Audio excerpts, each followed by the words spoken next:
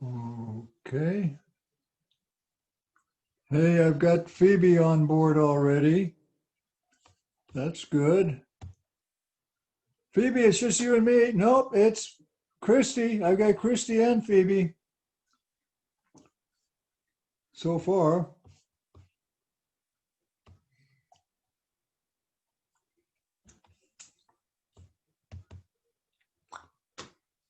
But we haven't started yet. We've got 5 minutes.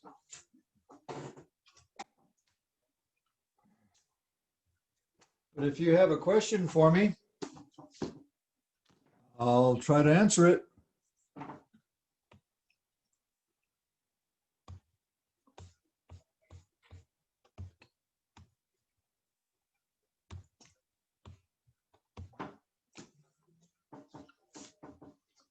I wonder if things are working. If you can hear me, one of you can say hi there.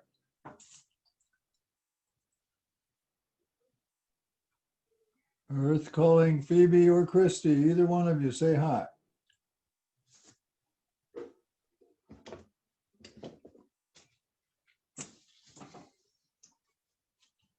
I wonder if we're communicating.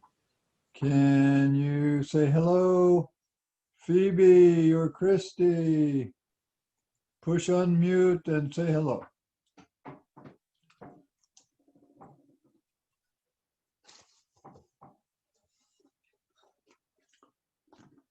Well, when you get around to it, speak up because I want to know if we're communicating here.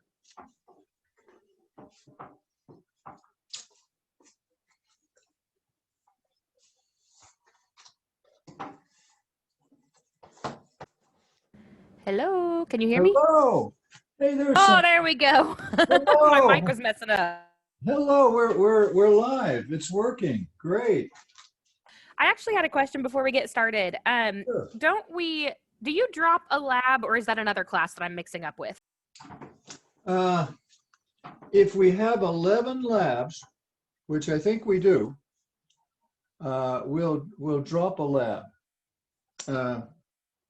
Well, we'll replace your lowest lab. But let me Okay, look thank at. you. I hate to say for sure because let me look here. I've got a schedule here.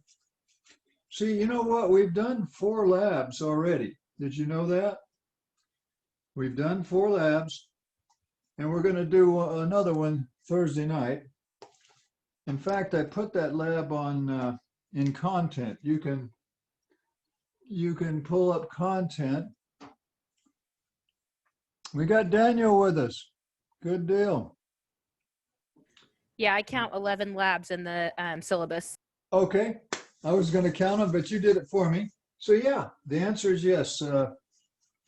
You'll count the best 10. Now, who was that I was just talking to? Was that Christy? Yes. That was Christy. Christy will count the best 10 labs. Anybody else have a comment or question? Because we still have 2 or 3 minutes left.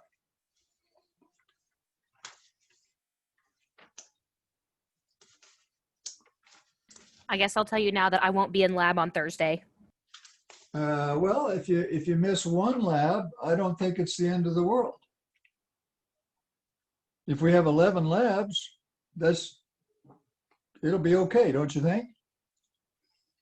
I think so. I think so. Yeah, I think so. Good. That'll work out. Try not to miss any more, though.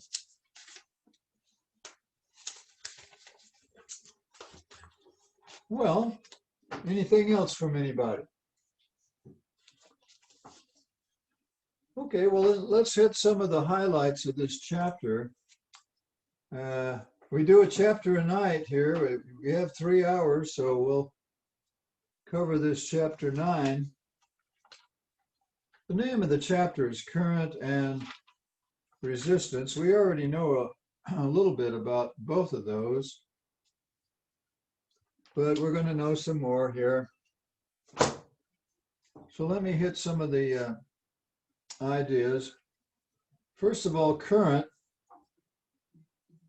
they define current in this chapter. They use an I for current. I don't know why. Oh, looky here. We got Nicholas, Daniel, Chastity, and Zach. We got a good crowd here. They define current to be the amount of charge per time that passes through a checkpoint. It's similar to counting cars on the highway. You stand there on the street corner with your little clicker, your little grocery clicker, you know. Car goes by, you click it. Another 2 cars go by, you click, click. And at the end of a minute or an hour or whatever, you look at your little grocery clicker there. 57 cars went by. That's what current is. It's the amount of charges that go past a certain point divided by the time. But you probably already knew that. And the units are coulombs per second. But we call that amperes. Now you can write amperes with a little a. You can write it like that, but it's a capital A when you write the unit. You don't write capital A for the ampere because that would be, you're talking about Mr. or Mrs. Ampere there. Okay, so we know about that. You understand that. But there's something else called drift velocity. Say in a metallic conductor, the electrons are free to move around. And some electrons might be going that direction, some might be going that direction. They go in all sorts of directions. It's similar, let me get a drink here.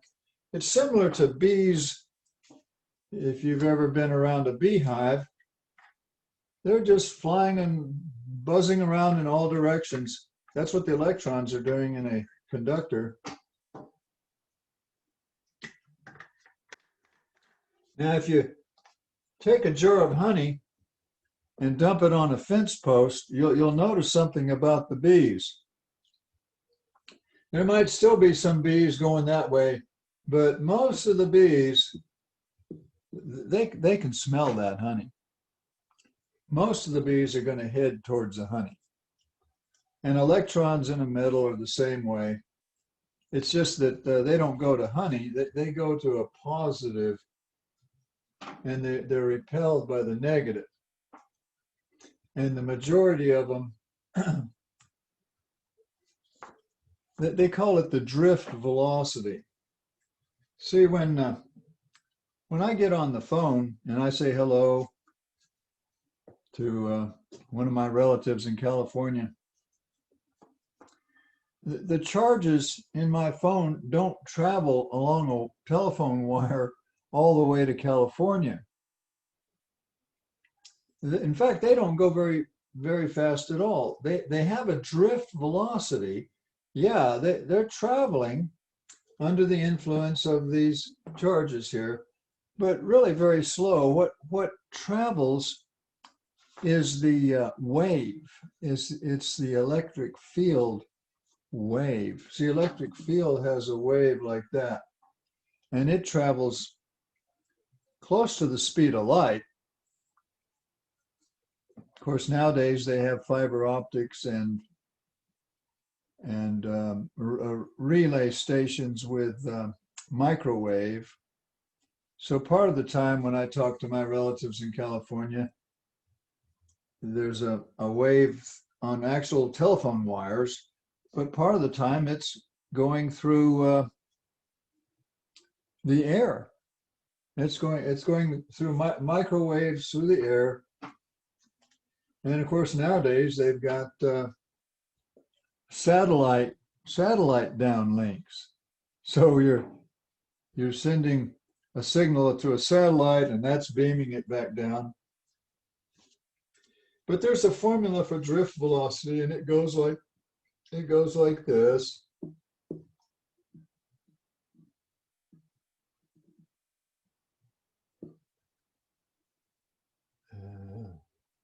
Oh, gee, I'm getting rusty. Let's see.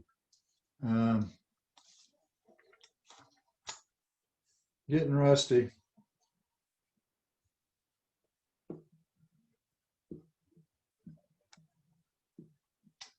This is the formula. Now, the drift velocity is this thing right here. The charges actually do move, but they move very slowly. What moves quickly is the electric field wave that I was telling you about. But this here is called the drift velocity. Let's go through these terms. Q we know and love. That's the charge, the elemental charge of an electron or a proton. That's what the charges are. They're either electrons or protons. And you know what Q is. It's in coulombs. Now this N here, what that is the number of charges per volume. So the number of charges doesn't have any units, but volume does. Volume has units of cubic meters. And drift velocity has a unit. Velocity is meters per second. And this is the area of your telephone wire or the wire that you're playing with here. And area is in square meters. So if you go through all this, can you see that all the meters cancel out and you're left with coulombs per second, which is an ampere? That's the formula for current using drift velocity. This is in your book. It's on page 397. Let's do a problem with drift velocity. This is problem 928. Okay, here goes. A little bit of theory there. Now we're going to do 928. But before we do, did you have any question about the theory there about current? Any comments or questions?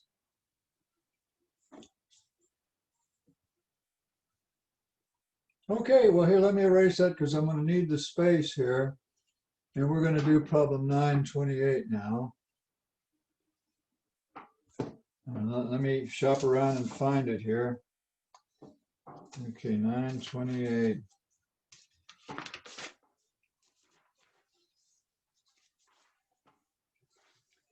Aluminum wire. Okay, well here I'll draw you a picture. We got some aluminum wire. It's aluminum. It has a diameter of 1.628 millimeters. That's the diameter. That happens to be 14 gauge. I think I was telling you maybe last time the way those gauge numbers work. The higher the gauge number, the skinnier the wire, the smaller the wire, the diameter. Now it has a current of 3 amps. So we're going to say there's 3 amps in this wire. Okay, we got the 3 amps now.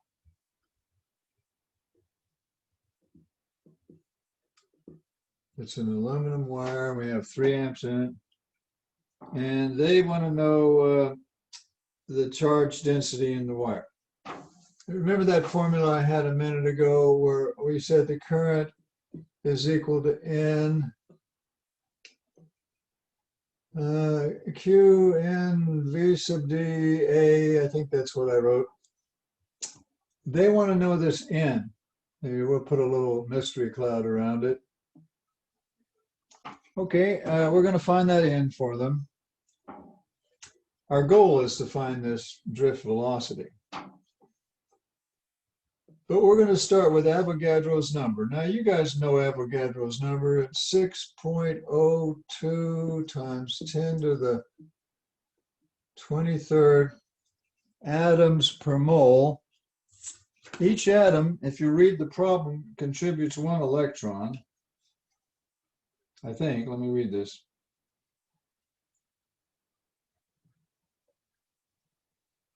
Assume each atom of metal contributes 1 free electron. So Avogadro's number is 602 times 10 to the 23rd electrons per mole. You've studied moles in chemistry, I bet. Now what we're going to do is we're going to multiply by the molecular weight of aluminum, and they're so nice they give it to us. They said the molecular weight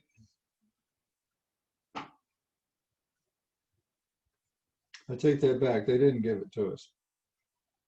Yeah, they did.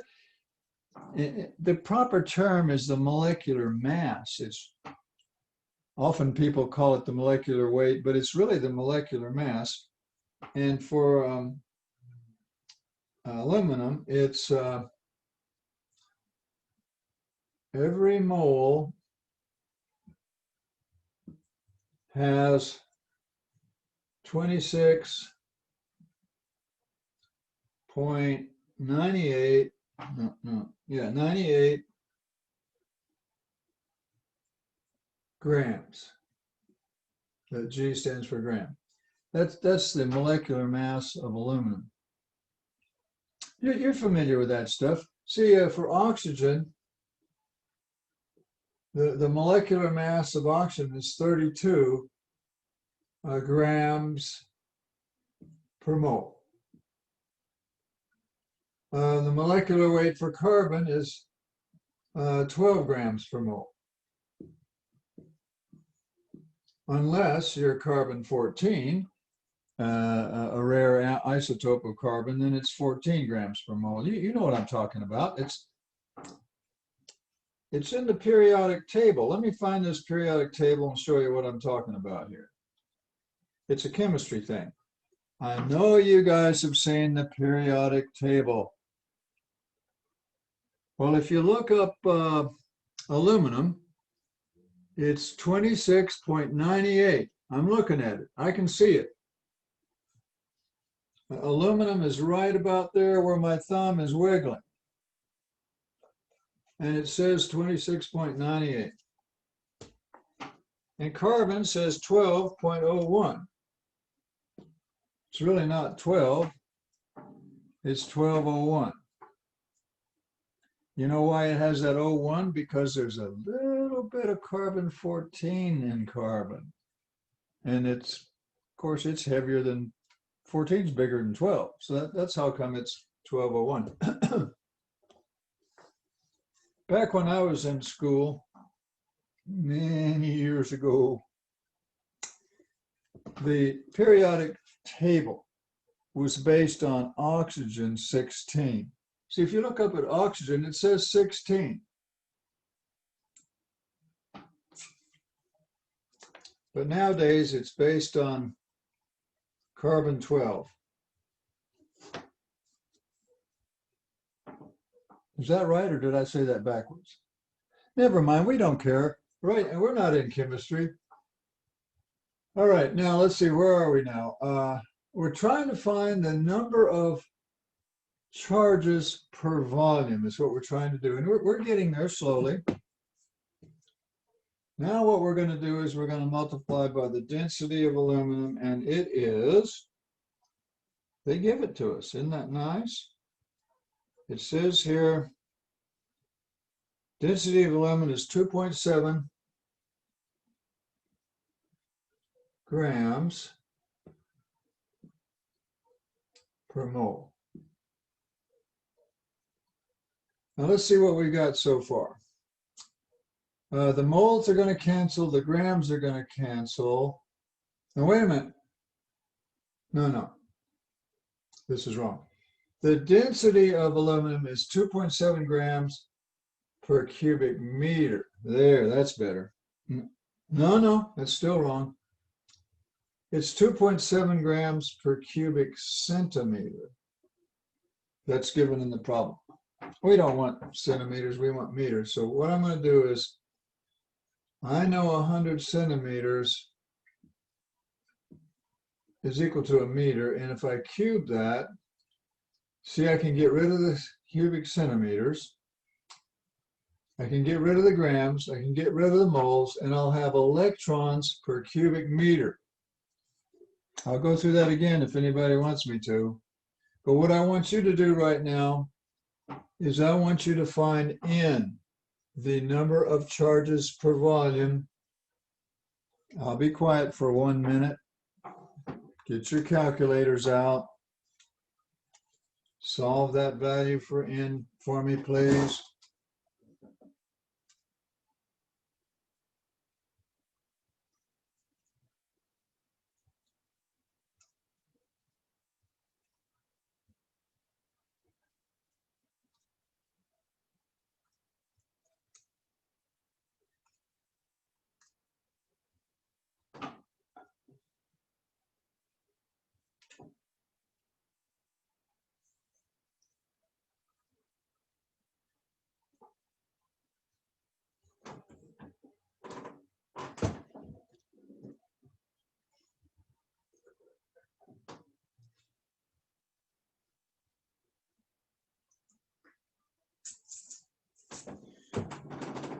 Well, our minute is up. Let me pick on one of my wonderful students. I bet Zach's got it. Zach, unmute and say hello, please. Hey, I have 6.0245 times 10 to the 28th. That's exactly what I got, Zach. Good going. We now know that N, the number of charge carriers per volume, is 602, maybe 4, times 10 to the 28th. Well, it's electrons, actually. Electrons per a cubic meter. Because, see, the moles cancel, the grams cancel, the cubic centimeters cancel, and you're left with electrons per cubic meter. Well, electrons don't have, they don't have any units. You could write this as meters to the -3 if you wanted to. That'd be all right. But anyway, we found N. Now we know Q, and we just found N. They give us the current. They said in this problem the current is 3 amps. 3 amps. So we got the current. We know Q, we know N, and we can get the area. Now the area is pi over 4 times 0.001628 meters squared. So we got everything we need now. Here, let me write it out. We have 3 amps is equal to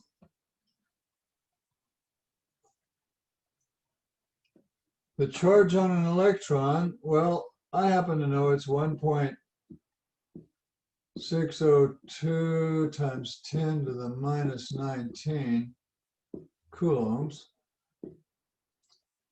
N is 6.024 times 10 to the 28th. There's a meter, I'm running out of space here, but there's a meter cubed in the denominator. I have a question about that, actually. Yeah, What is the meaning of 1 over meter cubed? it's, in this case here, it's the number of charges per volume. And so, Oh, okay, that makes more sense. yeah, you okay with that? Yeah, I'm okay with that now. And tell me who that was. Phoebe.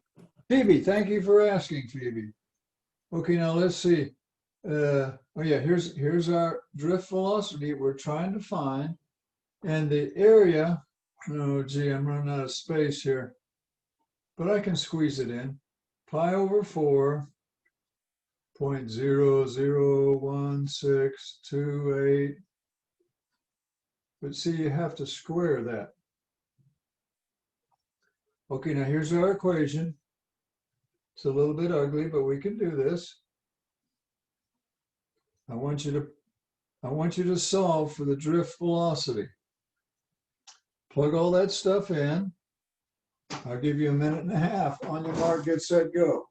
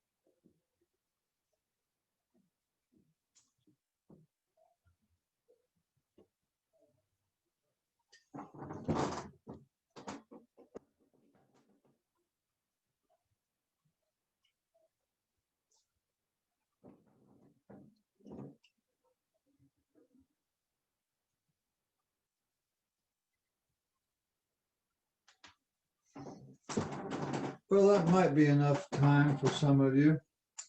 I got an answer of 1.49 times 10 to the minus 4 meters a second. Or you could write that. The drift velocity is 0.149 millimeters a second. See, 10 to the minus 3, I made it bigger. I have to make that small. Now that's not very fast, folks. The average speed, if you got your bees buzzing around your beehive, but they're headed towards that honey. In this case, the electrons are headed towards the positive, but they're not moving very fast. You know what that is? That's 1/10 of a millimeter. That's probably about the diameter of a human hair, maybe. Every second, they move at, what is it, 0.149 millimeters. Take you a while to get from Tulsa to Los Angeles, wouldn't it? Well, let's see how we did. This was 928. I want to see what the answer book says. They said 928. They said the answer is, they don't do even answers. Well, too bad. I looked up the answer in my answer book. I've got an answer book, and it said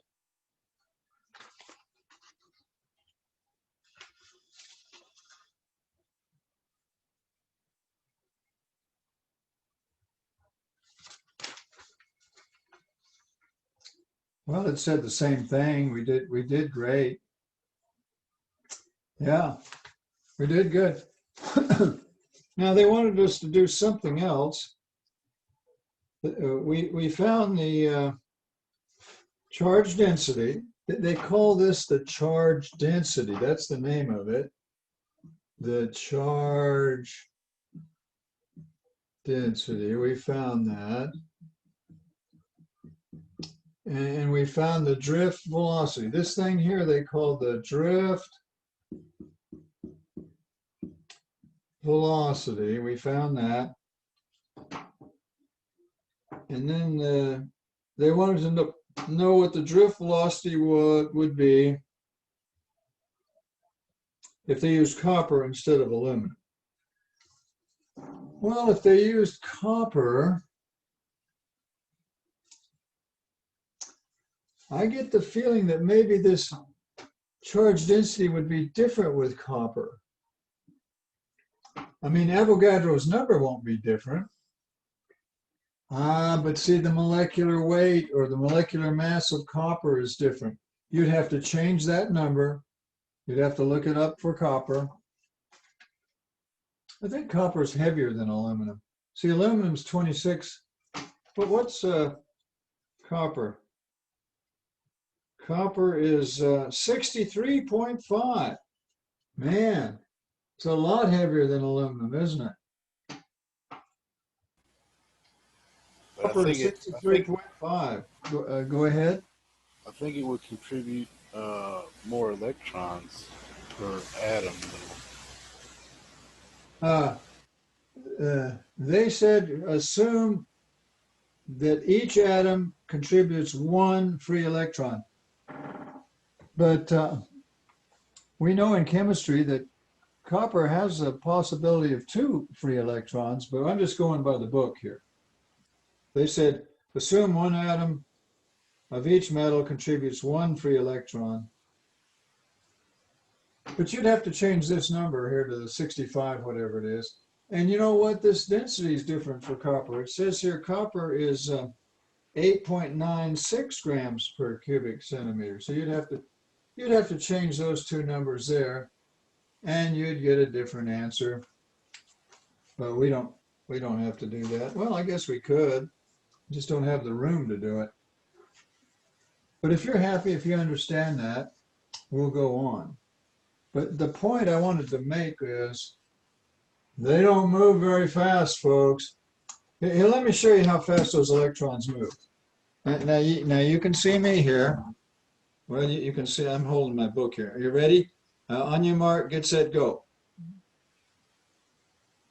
Did you see I moved a little bit? Yeah, there I go. This is how fast those electrons, the drift velocity, that's not very fast, is it?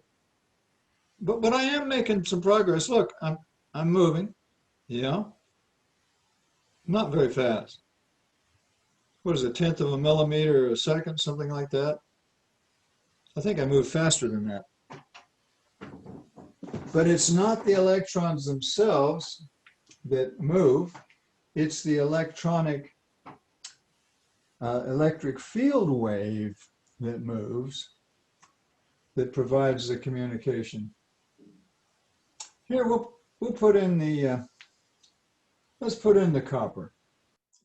I'll put that in a red color. And you guys can do it. Make sure you can do this. See, what we need is the molecular weight of copper. See, that was aluminum.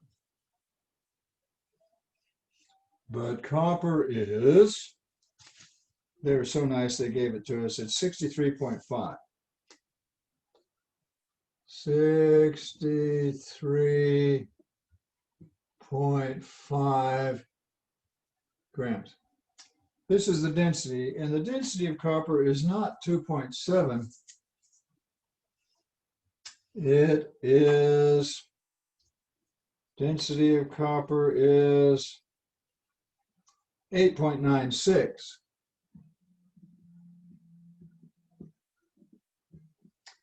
But I think all the other numbers are the same. They're all the same. But now wait a minute. Yeah, they're all the same. Now that's going to change this number here. We're going to have a different charge density. Now what I want you to do is I want you to find the charge density now for the copper. Take this, divide by that, multiply by this cube, and I'll give you a minute. Go for it, and we'll get the charge density for copper. Go.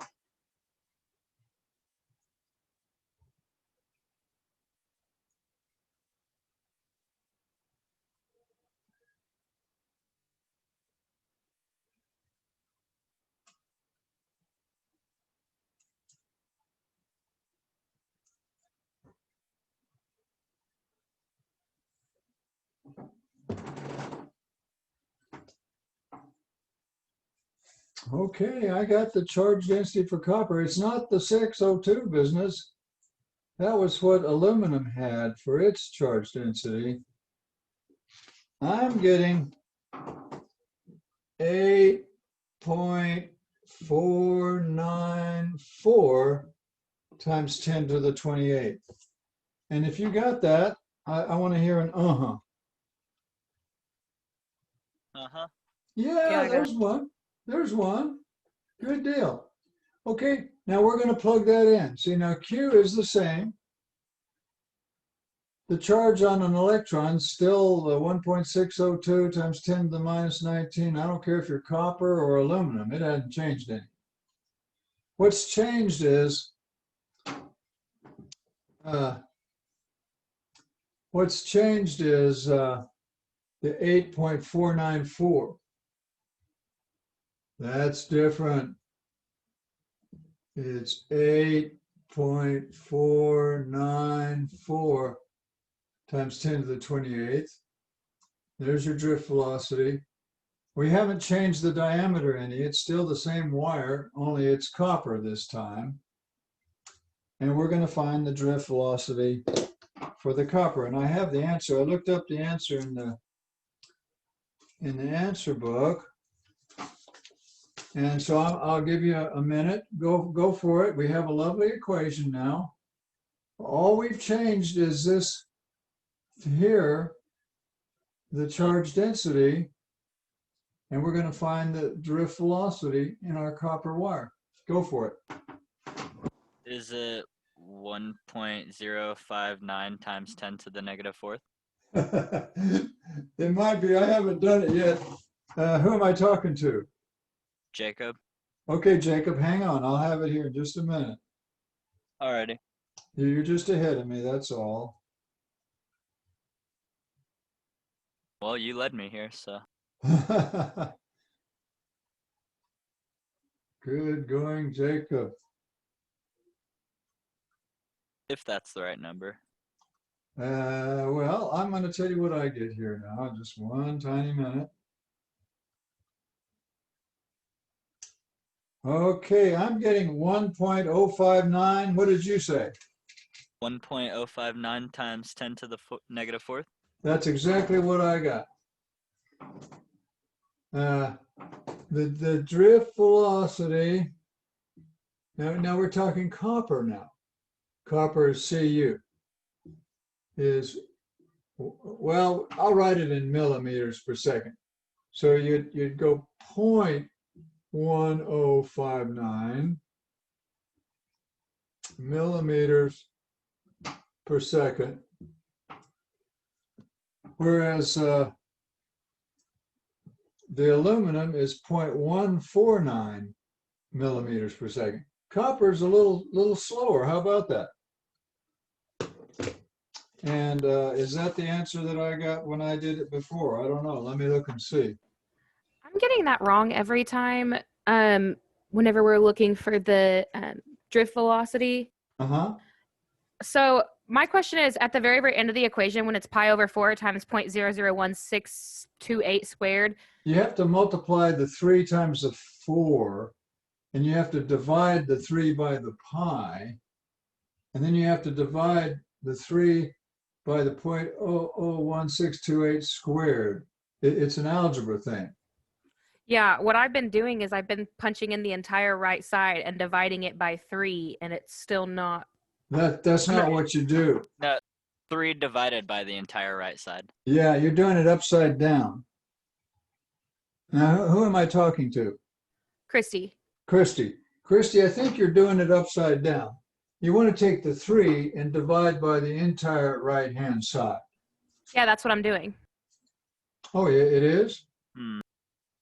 That's why I don't know where I'm going wrong, but I'm going wrong somewhere. Like my calculator, I put 1.602 10 to the negative 19th Yeah. Are you in radian? times 8 ooh, I might be in radian. Hold on. Nope, I'm in degree. Yeah. Then I did times 8.494 times 10 to the 24th times pi Now, over wait a minute, 4 wait a times. minute. Auga, it's the 28th. Okay, thanks. Was that the whole problem? I don't know. I'm about to punch it back in and see if it fixed it. Yeah, that's a 28. You can't read my writing is the problem. But I want you to understand what you're doing wrong now. Now would be a good time to figure it out.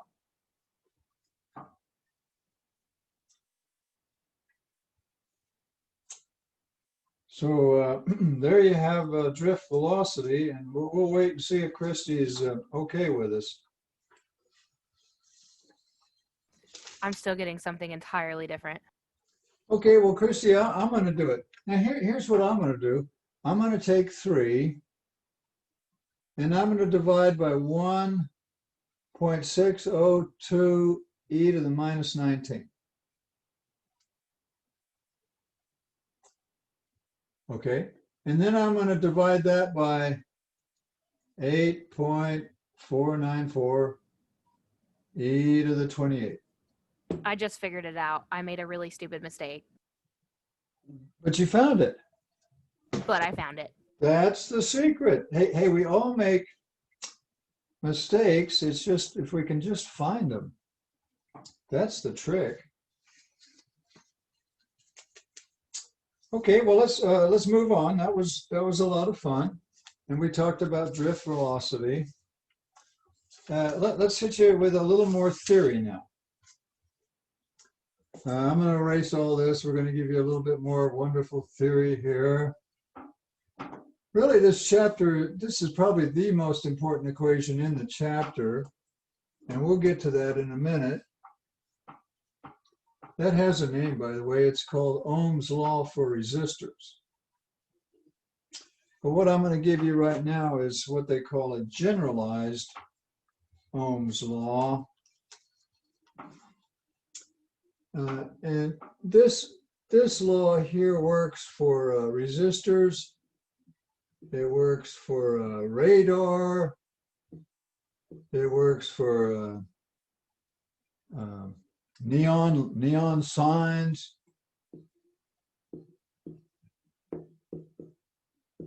It's what we call the generalized Ohm's law. It goes like this.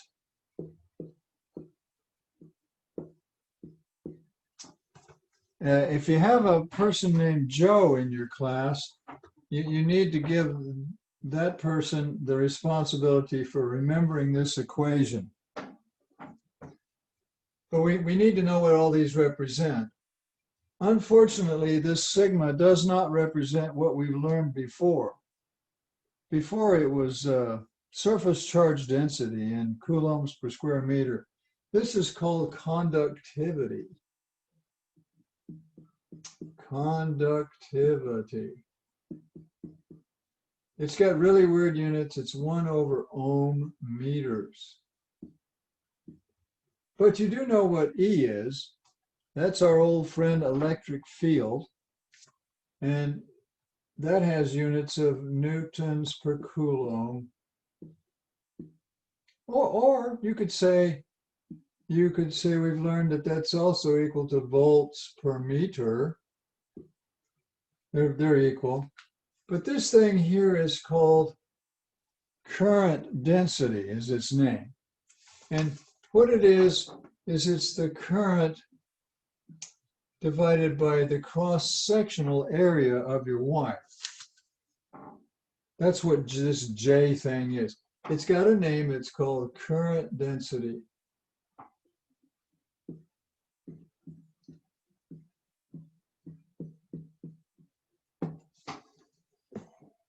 And most of you will not be working with this equation ever again, but you will be working with this one.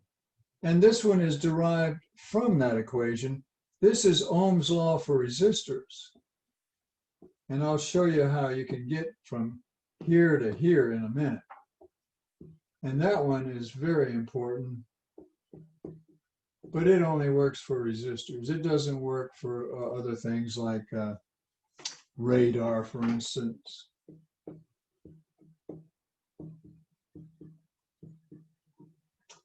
Okay, so we've shown you this equation here, and let's talk about this conductivity for just a minute. Did you know that different metals conduct electricity differently? For instance, if you will look on page, the very, very best metal, believe it or not, the one with the highest conductivity for current, for electrons, is silver. Silver is first. It has the largest. It has the largest conductivity. There's a number there. It's on page 402. And next is copper. Copper is next. It comes in second. And third is gold. And fourth is aluminum. Now, the house that my wife and I bought when we moved to Tulsa, oh gosh, 30 years ago. We moved here. No, it was more than that. No. I have to stop and think how old that other daughter is. Yeah. Close to 40 years ago. But anyway, that house, when we moved to Tulsa 40 years ago, it had aluminum wiring. But see, gold has better conductivity than aluminum. I wonder why didn't they make the wiring in my house out of gold? Maybe maybe because it would have been more expensive, huh?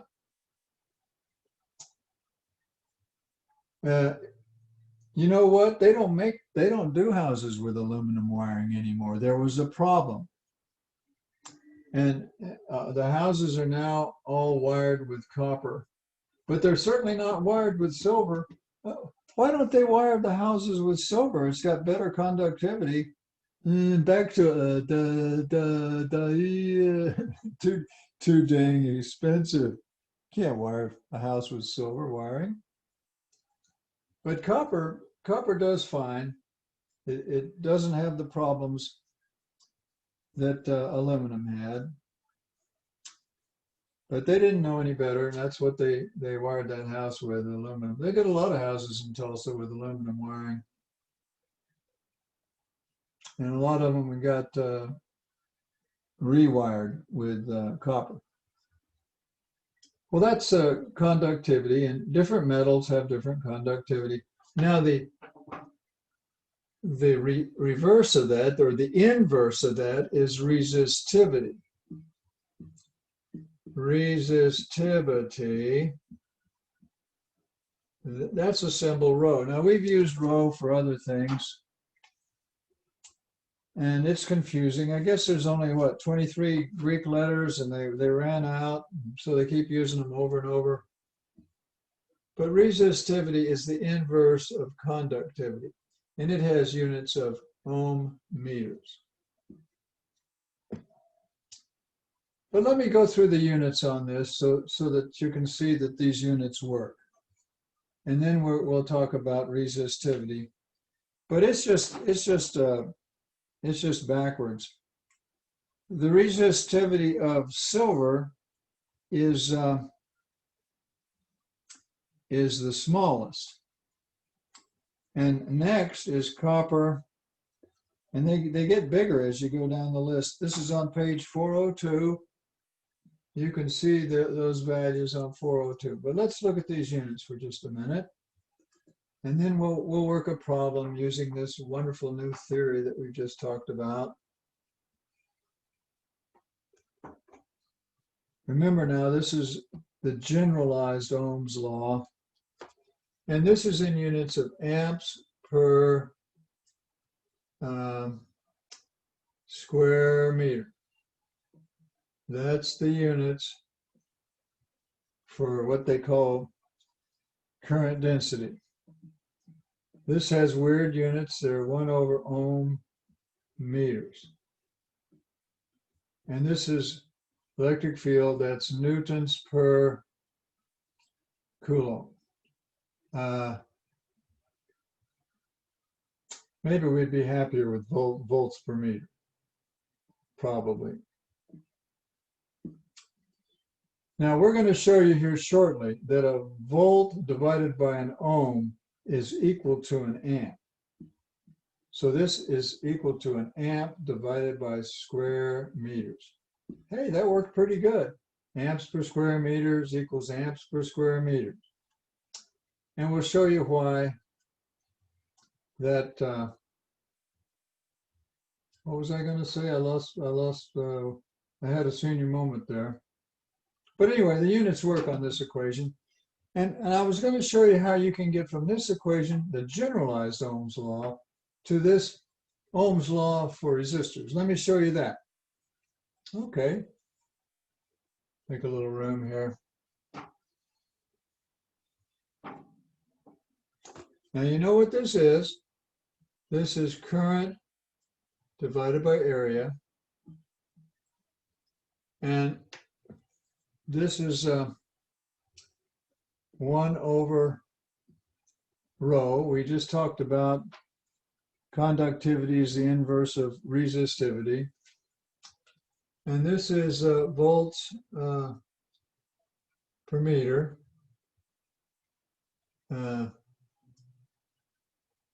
Yeah, it's volts divided by amps.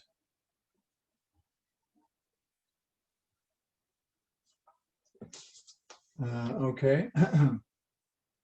Yeah.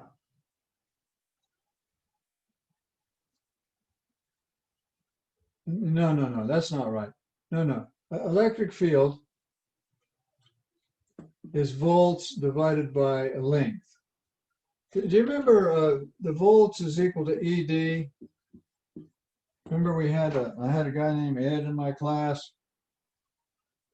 For some reason, they use an L in this chapter. They go volts is equal to E times L. And so therefore, E would equal volts divided by L. So we're going to go volts divided by L. Now we're almost there. If you stayed with me this far, you can take that equation and you can write this.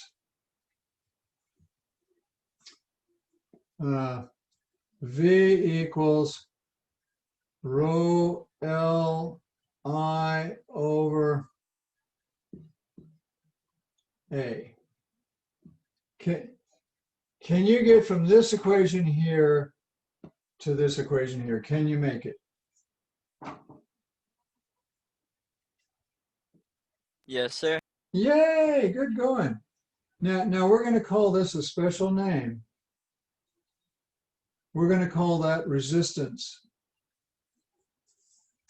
It's a constant because rho is a constant. Rho is called the resistivity. L is a constant once you've decided on how length your wire is. It doesn't change. And A, the cross-sectional area of your wire, is a constant. So we have just come up with a lovely equation, V equals IR. We have started with the generalized Ohm's law, and we've come up with the Ohm's law for resistors, V equals IR. Probably the most important equation in your chapter. And we've come up with a lovely equation for resistance itself.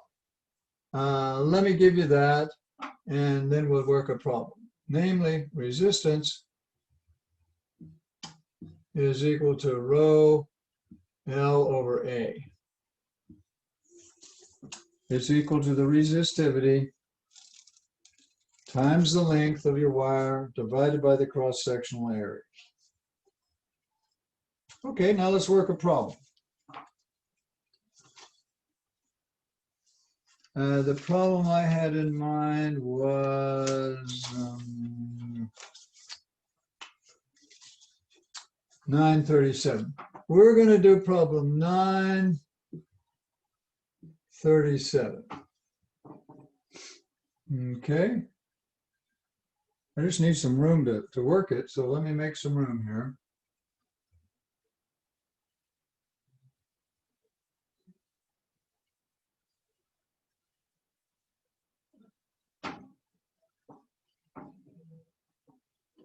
Problem 937.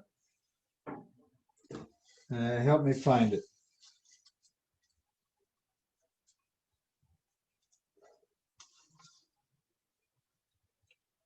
It says, what is the resistance of a 20 meter long piece of 12 gauge copper wire having a diameter of 2.053?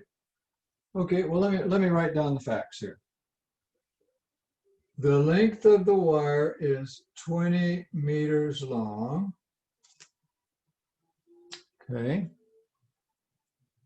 That happens to be 12 gauge. And the diameter is 2.053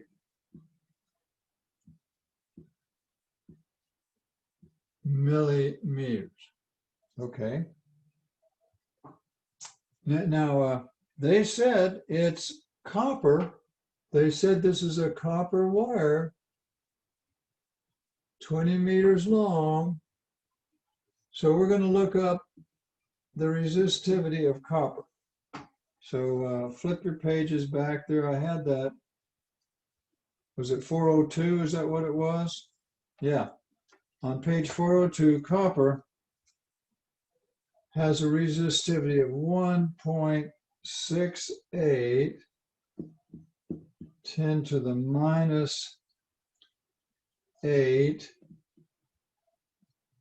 ohm meters. They call that the resistivity for copper. Every metal is different. Copper is one of the ones with the most conductivity. So it has a small resistivity. See, they're backwards. You got a big conductivity, you'll have a small resistivity. That's pretty small, 10 to the minus 8, pretty small. Okay, now look at our equation. We know the length, it's 20 meters. We know the resistivity, it's right here. I know you can get the area if you have the diameter. You can solve for that area, and then you can solve for the resistance. I'm going to shut up now. You have 2 minutes. I want you to plug all that in and see if you can get the resistivity of that 20 meter long copper wire. On your mark, get set, go.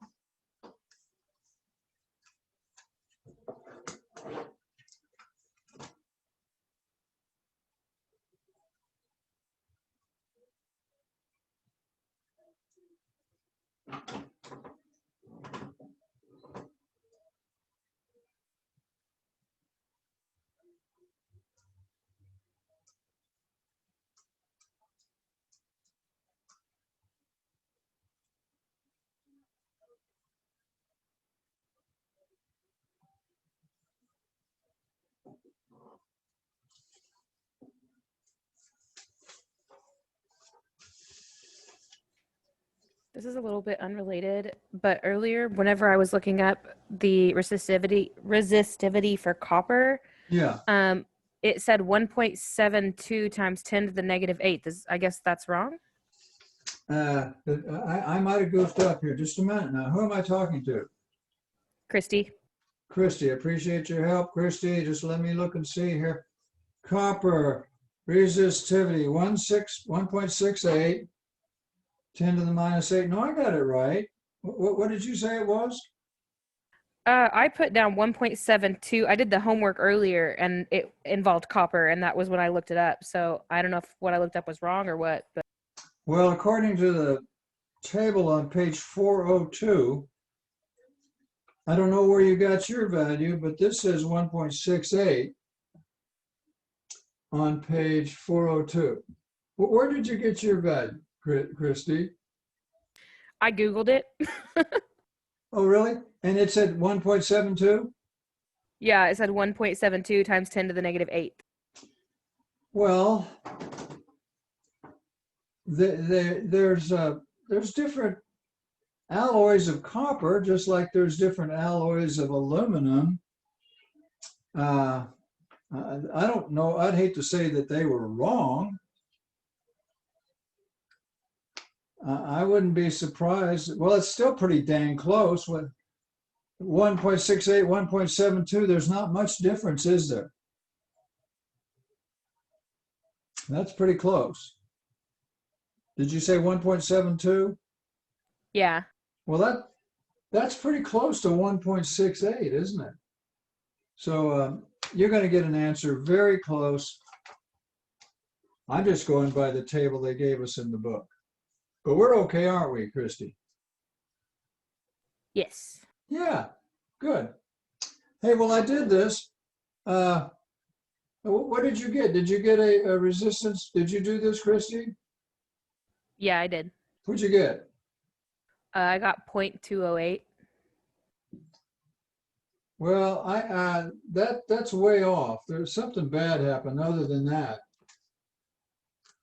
I'm getting 0.1015 ohms for the resistance. Okay. I must have done something wrong because when I left it at 1.72, I had 0.104. Well, that would be okay. The 0.104 would be okay. You're using a different table from a different book, maybe a different alloy of copper, so it's okay.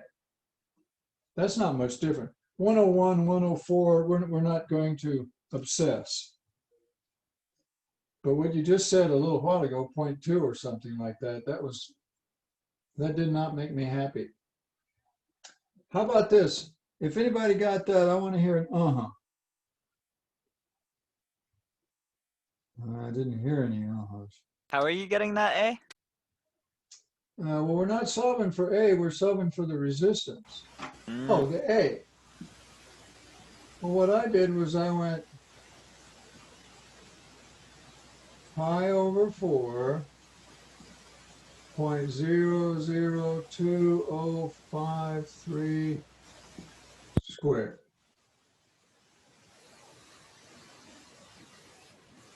This is what I got. Got that too. Yeah, there's two of us. I need another uh-huh.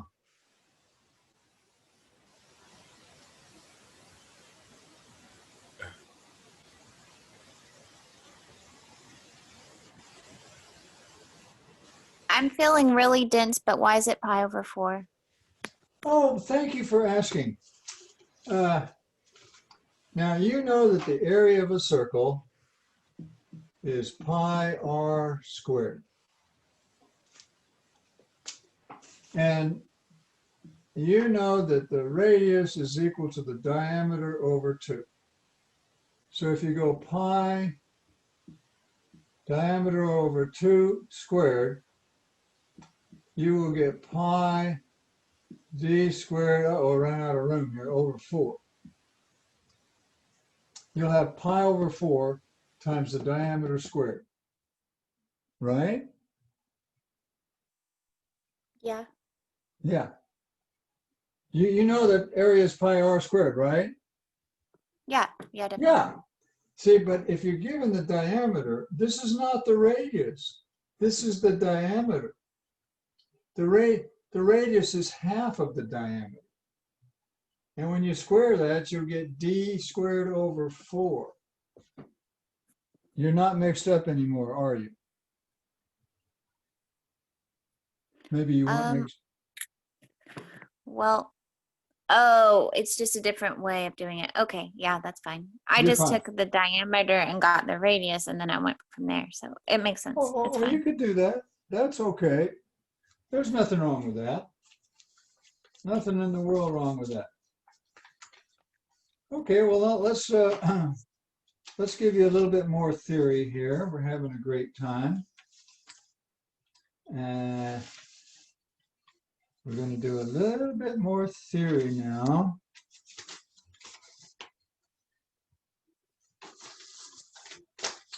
And this has to do with temperature. Now we're going to be dealing Thursday night with temperature. We're going to make some wires hot. In fact, they're going to get so hot that they're going to glow. You know, if you get a wire hot enough, it'll turn red, won't it? And it'll glow.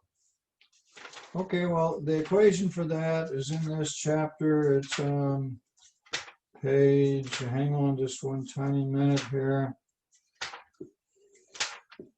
All right, I'm going to, here we go. Page 407. Give you a little theory here, and then we'll work a problem.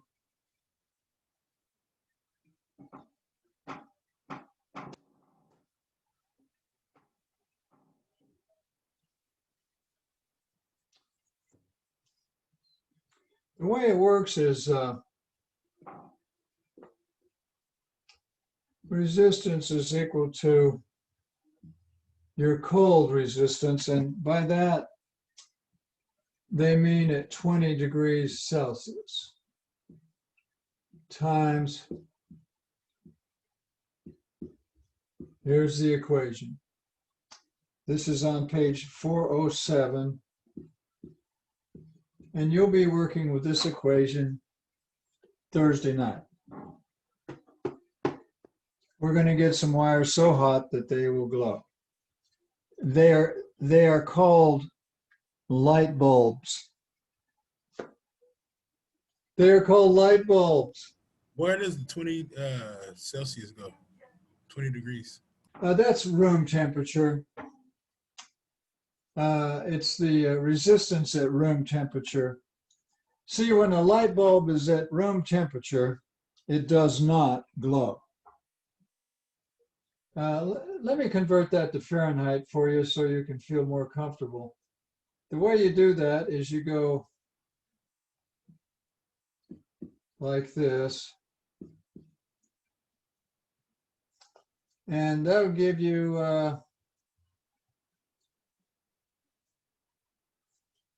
I think 68. You might want to double check me on that. But isn't that about room temperature, 68? Some people like it a little colder, some people like it warmer. But if you're at room temperature and you just have a light bulb there, it doesn't shine. It's not even plugged in, okay?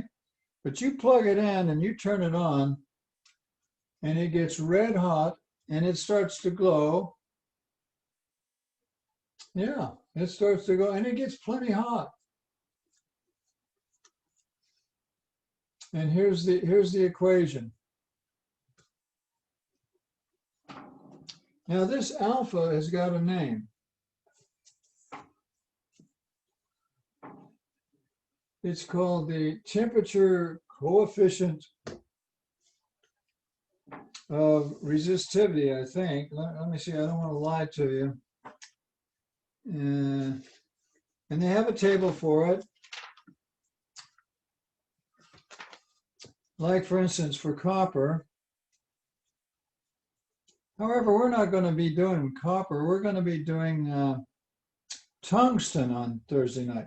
For tungsten,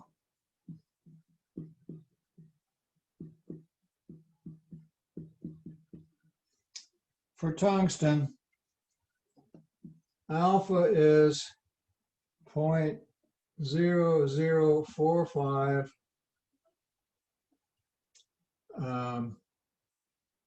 per degree Celsius. It's nothings per degree Celsius.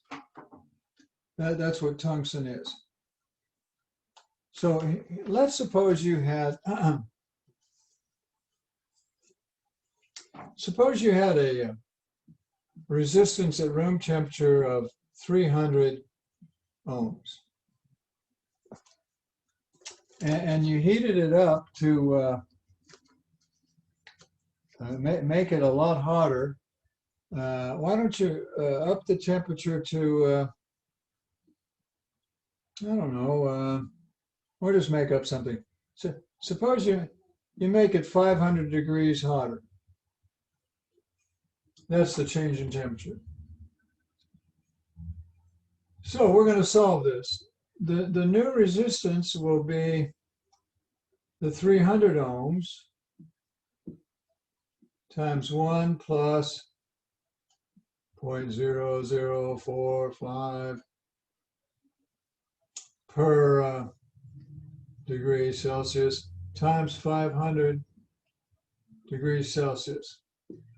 Okay, we're going to do that, and we're going to see what the new temperature will be.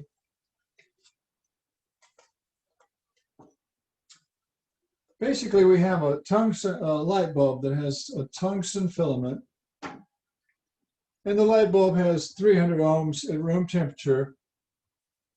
But when you connect it and turn it on, what will be the temperature, or I mean the resistance? I want you to solve this and tell me what you get. I'm going to do it.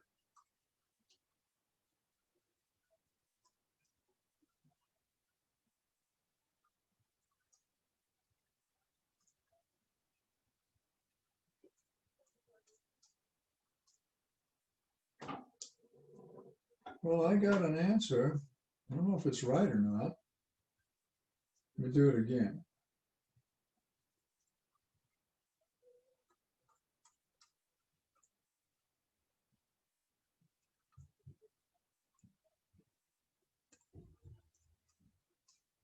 Well, I got an answer. What did you guys get for the resistance?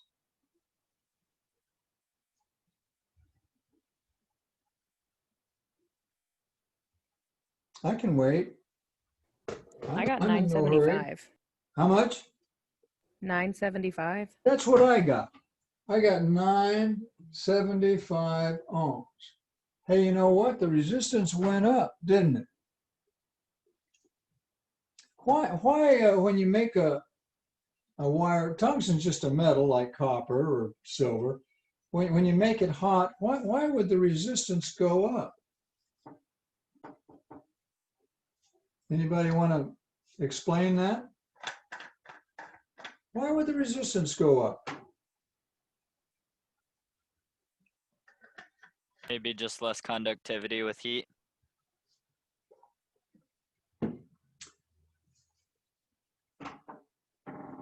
You know what? I think that's a pretty good answer. Don't you want to Less- like freeze batteries or something if you want them to last longer? Less conductivity means more resistivity, right? Yeah, Yes, sir. that's one way of looking at it. The way I look at it is that when you heat it up, the molecules in a wire are, they wiggle more. Did you know that? When they get hot, when the temperature goes up, the molecules, they wiggle more. They wiggle more. They wiggle faster. Oh, And if you're trying to get some electrons to go through that wire, they get kind of bumped around by all that wiggling, and it's hard to get through. It's kind of like a traffic jam. It's hard to get through a traffic jam. And so the resistance goes up when the temperature goes up. It almost makes sense. I like your explanation too. I hadn't thought of it that way. Okay, there's that equation. Now let's do one with carbon. Here, let me make a, let's do a similar problem with carbon. Now, did you know that these resistors that we have are carbon resistors?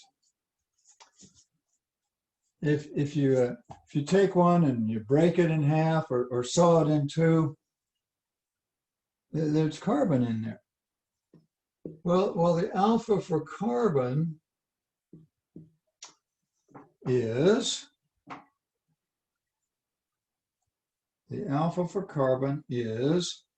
minus 0.0005 per degree Celsius. Okay, let's have the same problem. Let's have, gee, I shouldn't have erased it with my memory. Well, what did I have? Did I have 500 ohms? Is that what I had just a minute ago? Does anybody remember? You had 300 ohms for R naught, and your delta T was 500 degrees Celsius. Thank you so very much, because I couldn't remember. But if you had 300 degrees Celsius, no, I'll get it right in a minute. If you had 300 ohm resistor, but we're talking a carbon resistor now, and we know the alpha, but be careful now, for carbon, it's a negative. And the change in temperature, we said it was 500, wasn't it? Yes. Yeah, 500, okay. Okay, we're gonna do this, we're gonna have a 300 ohm carbon resistor. It's not tungsten anymore, it's carbon. And we're gonna heat it up to actually to 520 degrees, because remember, it was 20 degrees to start with, room temperature, and we heated it up 500 degrees, and we're going to find the new resistance after you heat it up. I'll shut up. I want you to do that for me and tell me what you get.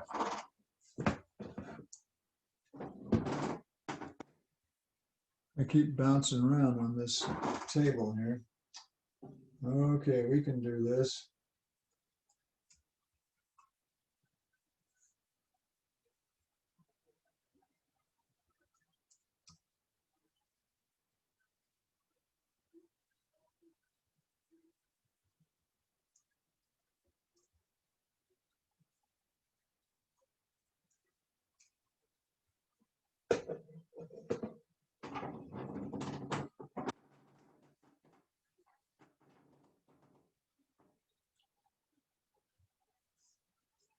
Okay, we're going to go to one of my wonderful students here. Stephen, let me pick on you. You're a good sport. Unmute and say hi, Stephen. Hello. Hey, hello. Stephen, have you done this yet? Yeah, What'd you get? I got 225 ohms. That's what I got. Now carbon does a really weird thing. You Yeah. get it hotter and hotter, and the resistance goes down. Because remember, it was 300 ohms. With the tungsten, you got it hotter and hotter, and the resistance went up. I forgot what we got a little while ago, but it was bigger. But with the carbon, gosh, the resistance went down. Now let me show you why that is. In the periodic table here, I had it a minute ago. Here we go.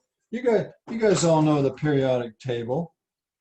Did you know that carbon is in this family here called the semiconductors? In the family of semiconductors, you have carbon, silicon, germanium. That's what they make transistors out of, guys. Carbon is a semiconductor, and it has a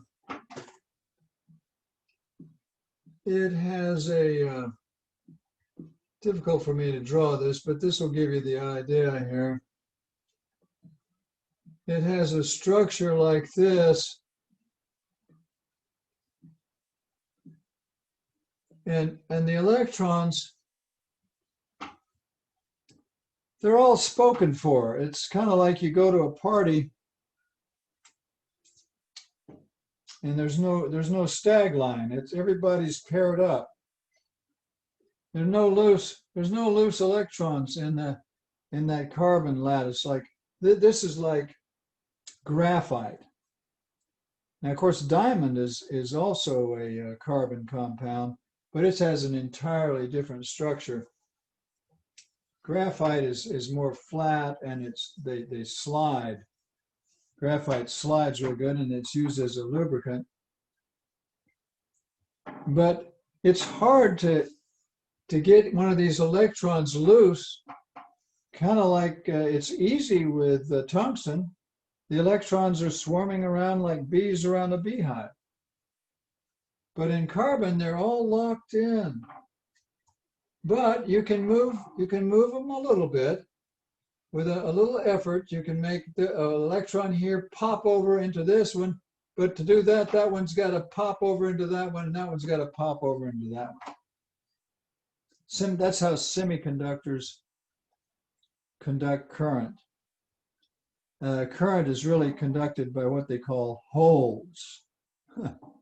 See, when there's a hole here, that electron can pop into that hole.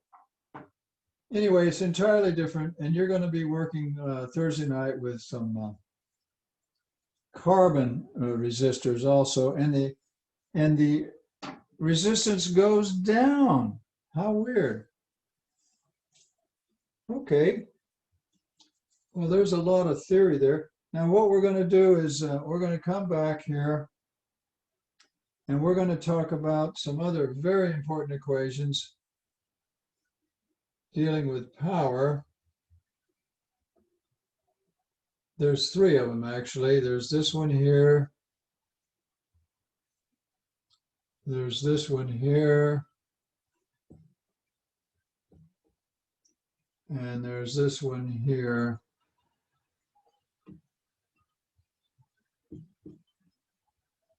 And we'll be using Ohm's law for resistors. But we're going to take a 10-minute break. Guys, I'm going to go see about if there's anything to snack on in the kitchen. But we're going to be talking about power here in just a minute. That's part of our chapter. Probably one of the most useful parts of our chapter. Ohm's law, V equals IR, is very useful. And these equations are very useful. Take a 10-minute break. We'll be back at 7 o'clock for more fun. Go stretch a little bit. We'll be back. Go stretch.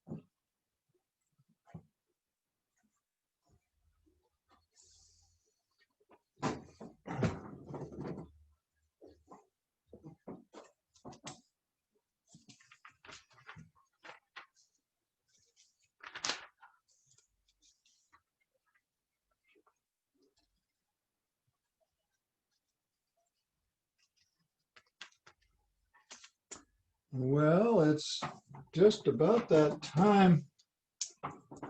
We're going to be talking about power now.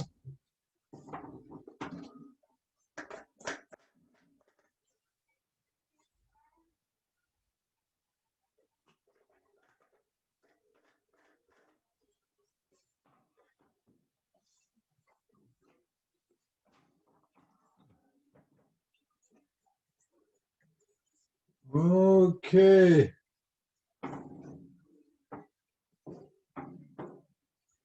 Right now, the topic is power. And it'd be nice to know what power is. Power is energy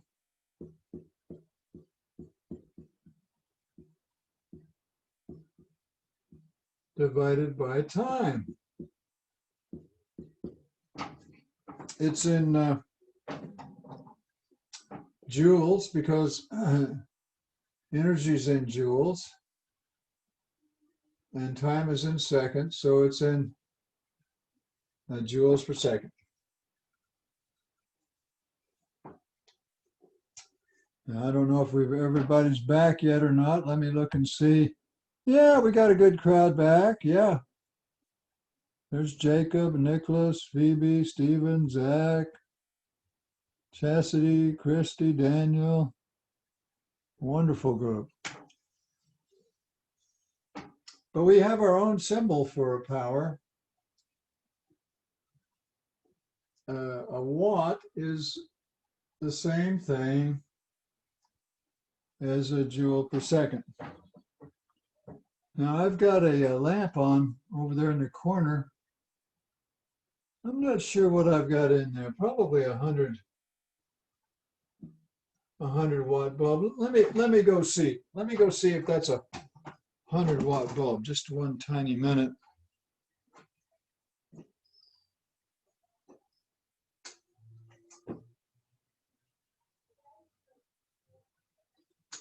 Nope, it's a 60 watt. It's not a 100 watt bulb. That lamp I have on over there is a 60 watt bulb. That means you got 60 joules per second of energy that lamp is using. And that comes from the electric company.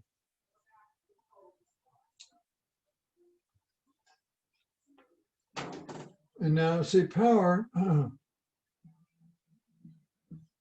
power is equal to current times the voltage. Now the reason for that is, see current is coulombs per second. And voltage is joules per coulomb. So if you multiply that out, guess what you'll get? You'll get joules per second, which is power, which is power in watts. So here's your equation for power. Now we just came up with Ohm's law a little while ago. V equals IR. So if you substitute that in for V, then you'll get I squared R. See, if you put that IR right in there for V, you'll get I squared R. Now, if you substitute for I in there, see, I is equal to V over R. If you substituted that in for I, you'll get power is V squared over R.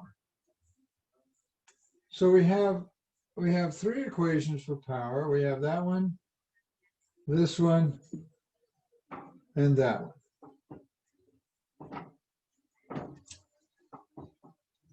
Write them down, I don't know, memorize them, I guess. We're actually getting into something here of useful. You'll probably never use that generalized Ohm's law equation, J equals sigma E, again. However, if you're a research physicist, you might. But most of us aren't research physicists. A lot of us will be engineers. But you're going to use these equations we're dealing with right now. Let's show you some example. This is very practical stuff. Suppose you had an AC source, 110 volts AC. That's what that lamp has got over there. And if you connect that lamp, and it's a 60-watt lamp, then we can use these equations. Let's use them. We know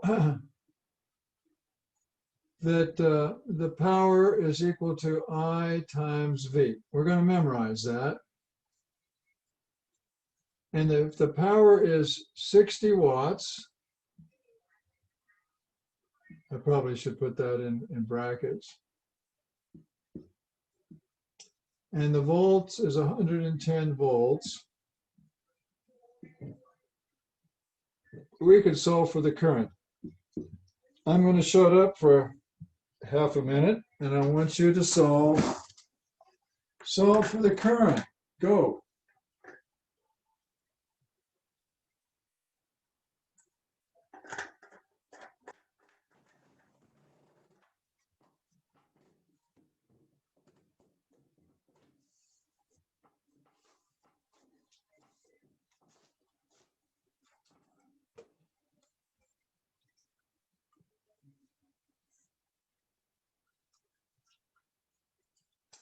Did you get 0.5454 amps for your current? If you did, say uh-huh. Yeah. Yeah, there's Uh-huh. one. Yes. Yeah, Yeah. I heard yeah, I Yeah. heard a yeah. Yeah, good. Now, it's kind of hard to say that the current's going this way, 0.5454 amps, because Thursday night, we're going to be dealing with alternating current. This is volts of alternating current. That's what VAC stands for. We got alternating current. So what happens is the current goes this way, then it turns around and goes back that way, then it goes this way and goes back that way. It does that 60 times a second. Now in Europe, it goes 50 times a second. They're different than us.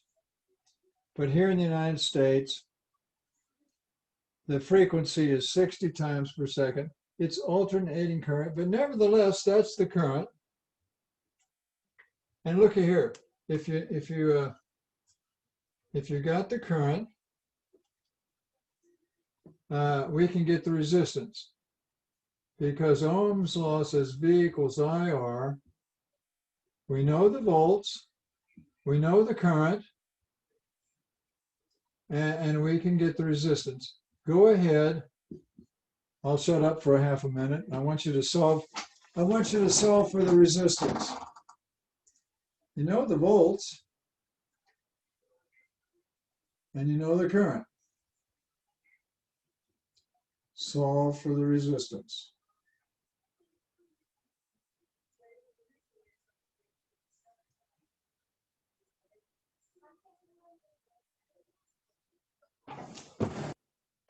Let's go to one of my friends here. Jacob, unmute and say hello, Jacob. Hello.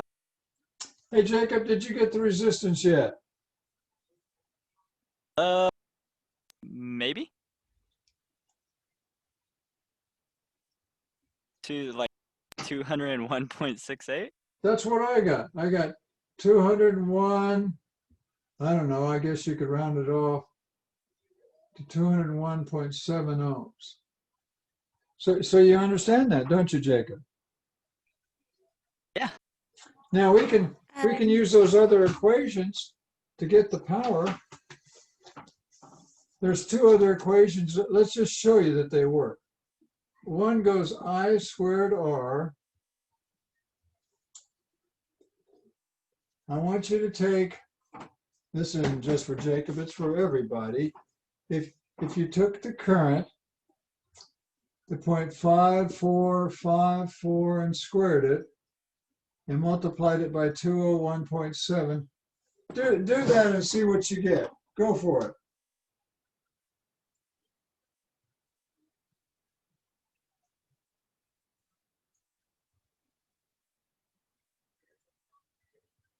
Hey, mine rounds off to 60 watts.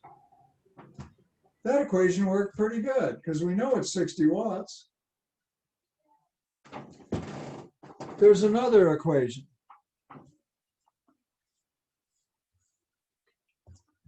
The other equation goes like this.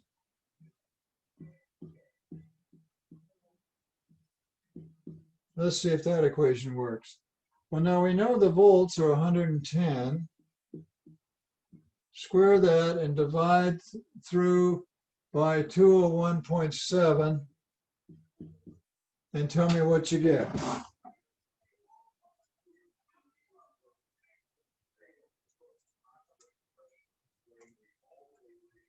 Hey, you know what I get when I do that? I get 60 watts again. All three of these equations work great, don't they?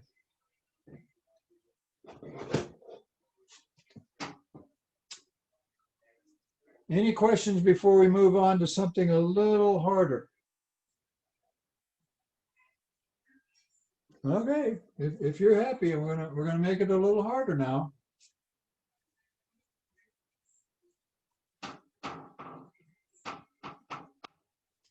Now this time what I'm going to do is I'm going to take that 110 volts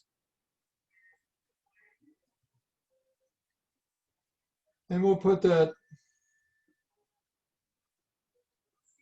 60 ohm, not 60 watt light bulb there. But here, let's put another 60 watt light bulb in series. I can do that. I can hook up two 60 watt light bulbs in series like that. What does that HO-VAC mean? What does that mean? Say that again, please. What does that HO-VAC mean, or the LLO-VAC? What is that? The words next to whatever you drew. Oh, this is volts AC. This is a 110. Oh, 100 volts AC. Okay, I understand now. Thank you for asking, though. It's 110. When you plug in a wall socket with the plug, it's a 110. Now, your washing machine has a different kind of plug. I don't know if you have a electric washing machine, but it has a weird looking plug. I don't know, sort of like that. Who am I Yes, sir. talking to? Is this Zach I'm talking to? Who was I just talking to? Yeah, Zach. Zach, do you have a electric clothes dryer? Yeah.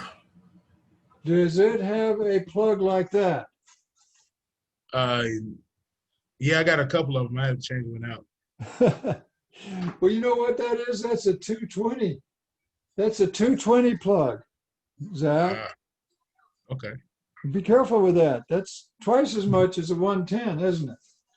Yep. Gotta watch out for that. Okay, but now back to our problem.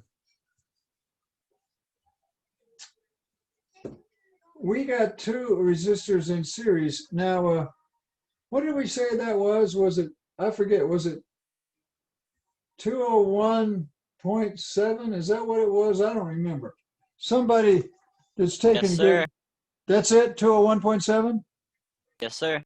Okay, well then, thank you. Was that Jacob? Yes, sir. That was Jacob, yay. Well, look here, you got 201.7 and 201.7. Well, you know what that makes? I can almost do that in my head. That's 403.4 ohms total. Isn't that how you add, Jacob, isn't that how you add resistors in series? Yes, sir. Okay.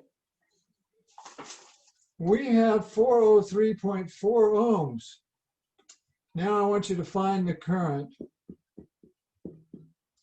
Find the current in the circuit. I'll shut up and you guys find the current. Go.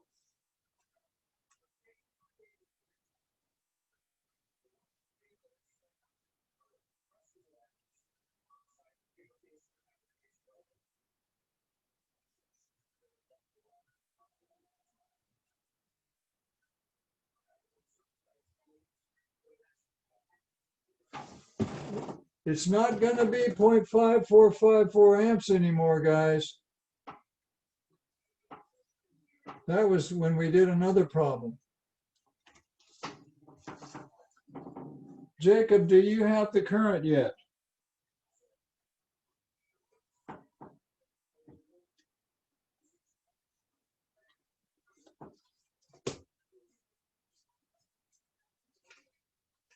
Maybe he's still working on it. Oh, wait. Am I like, is it like 1.09 or something? No, that's not what I got.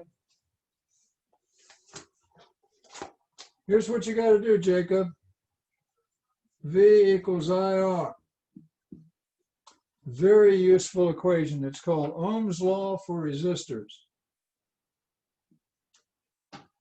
We know the voltage, it's 110 volts. See, those are volts. We know the resistance, it's 403.4 ohms. Find the current. Go for it. What'd you get?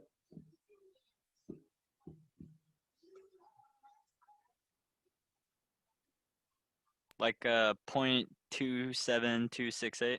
Yeah, you're making me happy here, Jacob. You're getting 0.2727 amps. Very good. Now we know the current. It's 0.2727 amperes. Now what I want you to find is I want you to find the volts on each bulb. Well, won't they just both have 55 volts? I mean, they'll have to add up to 110, right? I like my volts in red. But if you don't know for sure, go ahead and what I want you to do, I want you to find the power on each one. Of course, they'll be the same, obviously. But I'm going to shut up and I'm going to let you see if you can find the power on each bulb. Now, guys, it's not going to be 60 watts anymore. Do you understand? It's 60 watts when you had that, what was it, 0.54 something? I forget what it was. 0.5454. Was that what it was? Yes, sir. When it was 5454, you had 60 watts, but we don't have that kind of current, and it's not going to be 60 watts. We're gonna have less power when you put them in series like that. I'll shut up for a minute. I want the others to try to find it. See if you can find the power, and then we'll do it together.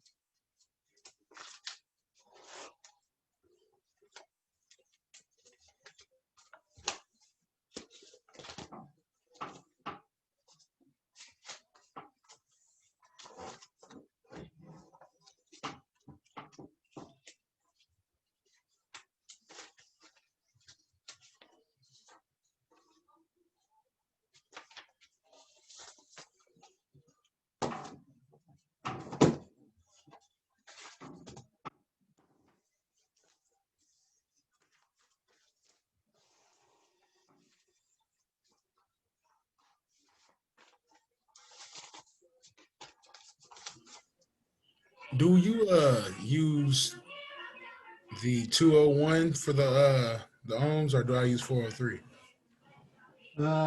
Each one of these is 201 ohms, but together when they're in series, the total is 403. Okay. And how do we get from watts to ohms?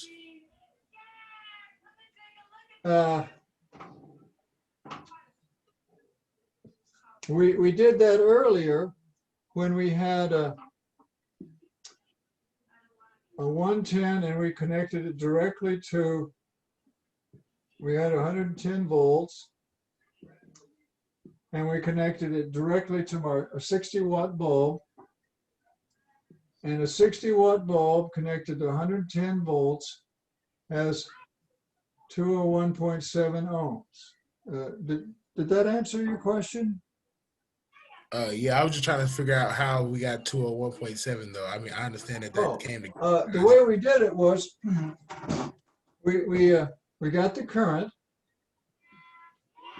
We took the 110 volts. Right. No, wait a minute. Now I'm getting mixed up now. You're getting me mixed up here. P equals IV. We know it's 60 watts. Is this showing up? Yeah, it's showing up. 60 watts. And we know the volts is 110 volts. We solved for the current, and it was, I think, 0.54. I don't remember what it was. Let me do it. Yeah, it was 0.5454. Yeah. 0.5454, that's right. And that's how we got the current, 0.5454. Now, I think I'm talking to Zach. Am I talking to Zach? Is that who I'm talking to? Yeah. Zach, to get the resistance now, V equals IR, Zach. And we've got the current, and we got the voltage. See, we did this before. The voltage was 110. So yeah, it was the 5.4 And the times. current was 0.5454. And we solved for the resistance and we got 201. There we go. Okay. That's how Sorry we about did it. I got. That's how we did it. But now, see, with these in series, the current's smaller. And the power is not going to be 60 watts anymore. I don't care that it says 60 watts on that bulb. If I go over there and look at that bulb, on the top of the bulb, it says 60 watts. But if I connect it up like this, I won't get 60 watts. I tell you what I'll get. I'll get I squared R. What is the current? It's 0.27. 0.27 amps. And the R is 201. That hasn't changed any. I don't care how you connect these bulbs up. The resistance is still 201.7. Now, if you do this, you'll get the power when it's connected in series. Let me see what that is. 0.2727 squared times 201.7 comes out to be 15 watts. Now, I know it says 60 watts on it, but believe it or not, when you hook these up in a series like this, you're only getting 15 watts on each one. They're very dim. It's the strangest thing. You get 15 watts. Did that make a lick of sense to anybody? Probably not. Yeah, it made all the sense. Yeah. Well, here we'll do some more. We'll do some more. And then let me say goodbye to all this stuff, and we'll do a different one here now.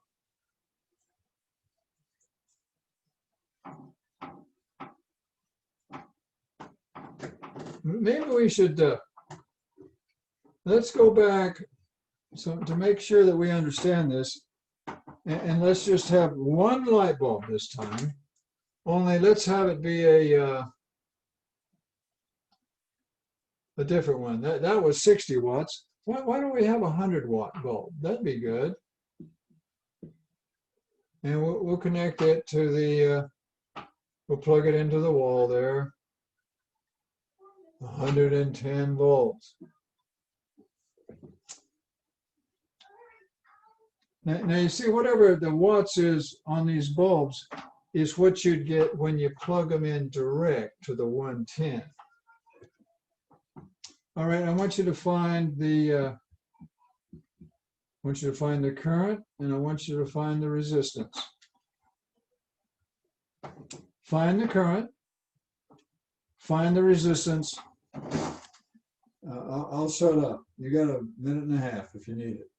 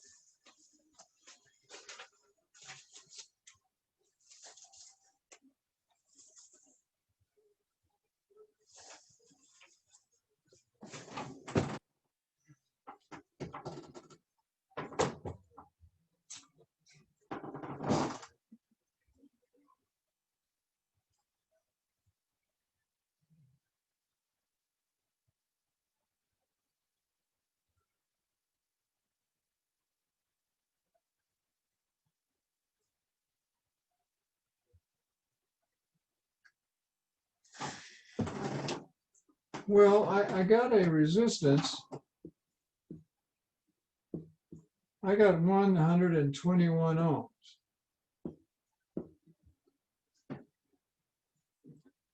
If you got that, say, uh-huh. Uh-huh. There's one. Okay. Now, does anybody want me to go through that?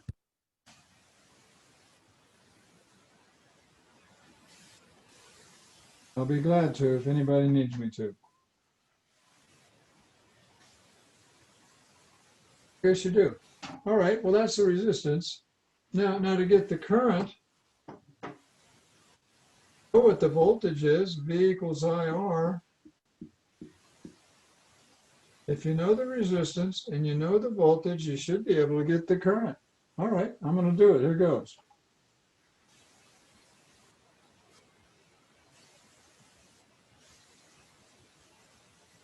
Just found the current. I think it's 0.909, maybe 1 ampere. Yes, sir. Yay, good going. Excellent. So we understand that. Now let me show you an easy way of getting the resistance. An easy way is to use this formula here. This is a nice little formula. See, we know the power, it's 100 watts, and we know the voltage, it's 110 volts. So you can solve that for the resistance. You guys know how to do algebra. You take the resistance would be the 110 squared over the 100. See, the 110 is the volts. You square that over the 100 watts. So I did a little algebra here. R equals V squared over the power. And you should get 121, do you? Try it. 110 squared divided by 100. Yeah, 121, that works. Nice little formula. Any questions on anything so far? We're going to try it a little bit harder now. And if you get lost, just speak up. We'll figure it out. Okay, here we go. We're going to figure out another one now. Let's suppose you had the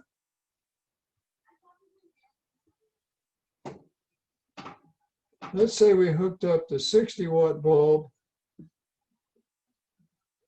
to the 100-watt bulb in series.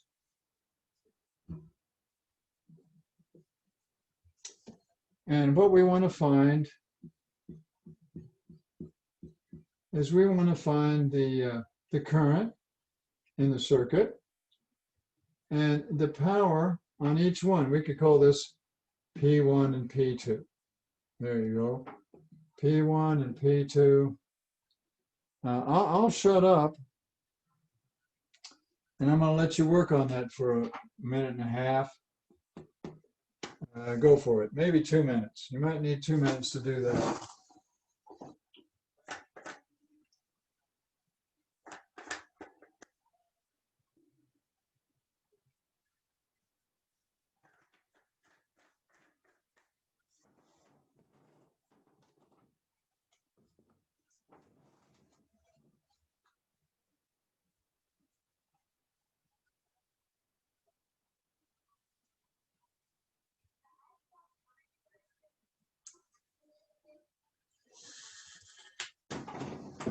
Now we've done both of these. Didn't we decide this was 201.7 ohms when we did this before?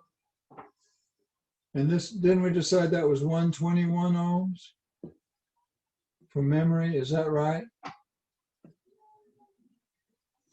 I think so.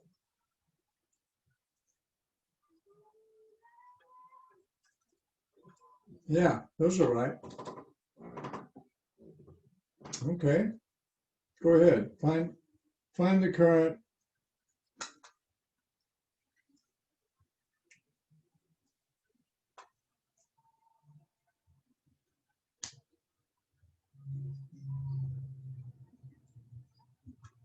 Are there two different currents?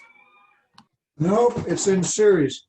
When you're in series, the current is the same. Let me write that down. When you're in series, the current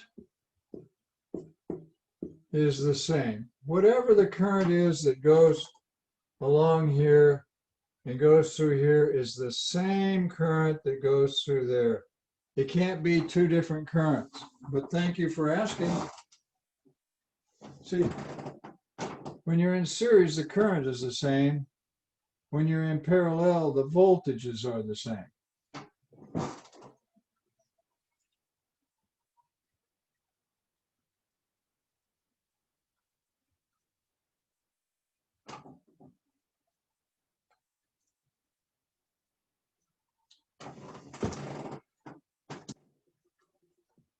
Let's see if anybody's got the current.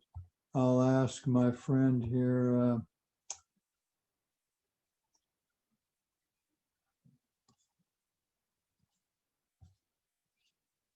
I'll pick on Christy. Christy's a good sport.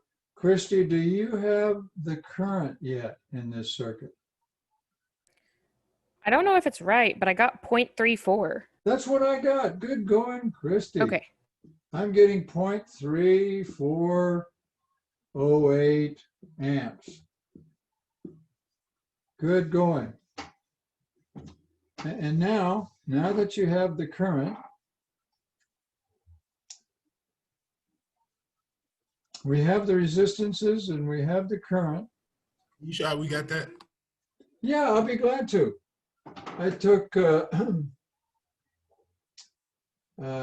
V equals IR,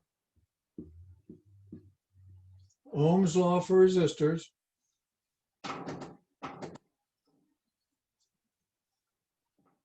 No, that's not what I did, is it? Yeah, it is. Yeah, it is. Because I took the 110 volts, but I added these two together, which is, oh gee, just a minute now, 201. 322.7. Yeah, 322.7 ohms. And then I found the current, and it comes out to be 0.3408. Okay, now we have the current. It's 0.3408. And see, that's the same current. There's only one current. There's only one current. It's going through both the same. Okay. Now find the power. They'll be different. The powers will be different. We have three equations to find power, remember? Go ahead and find the power. I'm going to do it. You do it.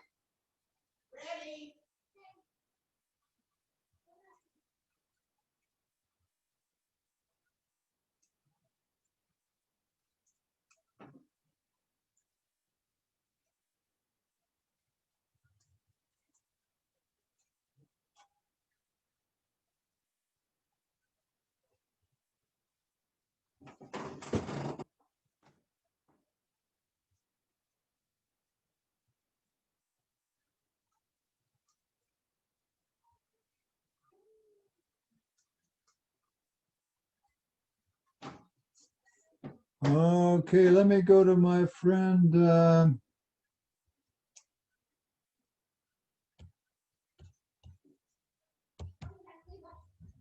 Okay, why can't I move this down more? I don't know. Stubborn thing. I wanted to see who was at the bottom of my list here.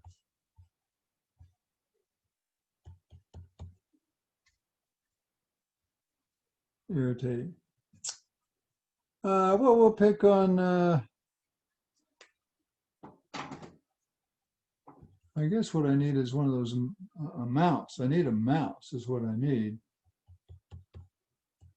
Yeah, there we go. Yeah, there's Zach. Zach, there he is. Zach, you're at the bottom of my list alphabetically. Don't you hate being at the bottom, Zach? Yeah, if you look at the bottom, you find me. I use the yes for these. with, with that Z, you're at the bottom. I'll fix it. Don't worry. But that's okay. Only one way for you to go. Zach, did you get the power in either one of these, Zach? No. But here's the Working on it. secret. Here's the secret. P is equal to I squared R. And we know the resistance of each one, and we know the current. So just go ahead and do it. I'll wait.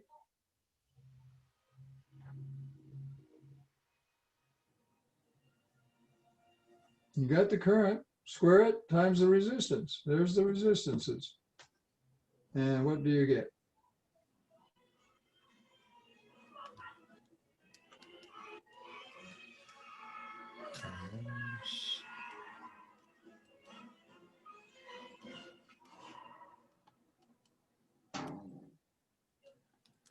I get 23.4 for one. Yeah, that's this one here, I believe. Yeah. Isn't it this one, Zach? 23.4? Yeah. 23.4 watts. You don't get 60 watts. You get 23.4 watts. Have you done this one yet? Go ahead and do that one. 14.1. Say it again. 14.1. Yeah. Now I got 1405, but we won't fight over it. You don't get 100 watts. You know what? A weird thing happens. This is a 100-watt bulb. At least that's what's stamped on it. But this bulb will be brighter. This is a 60-watt bulb. That's what's stamped on it. But it's going to be shining with 23 watts. It'll be brighter. And the 100-watt bulb will only have 14 watts.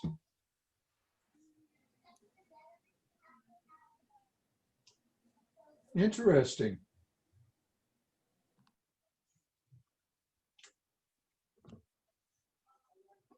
Does anybody need help with that? Well, we'll do some more of that in a minute, but let's take time out and do one of these problems in the book now for variety. Unless you have a question on that.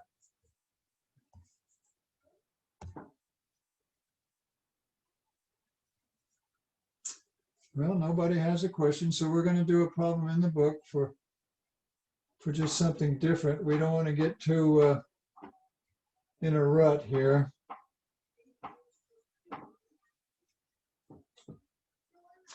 Okay, now this is problem 957. And again, I remind you, on content in Blackboard is the description of our experiment. Go ahead and read that. And you could even get started on it. You could do your dimensional analysis and draw some pictures or whatever you do. But we're going to do 957 right now. Let me find it here. Okay. A heater is being designed that uses a coil of 14 gauge nichrome wire. Now, let me write that down. It's nichrome wire.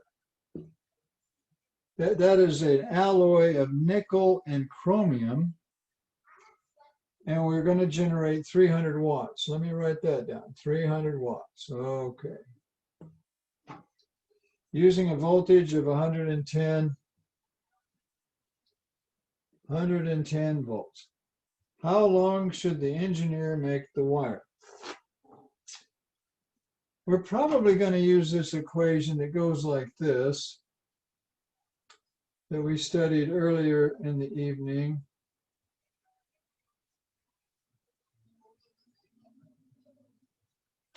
Where this is called the resistivity. Now, we need to look it up for nichrome. So go back to page 402, I think it was. And we're going to look up some stuff for nichrome. Nichrome resistivity is equal to 100 times 10 to the minus 8 ohm meters. That's on page 402. So we have the row. We just looked it up. They call that resistivity. The L is what they want. Let me put a little mystery cloud around that. That's what we're going to solve for. Now the area,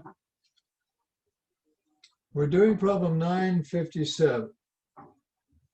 Now the area is well,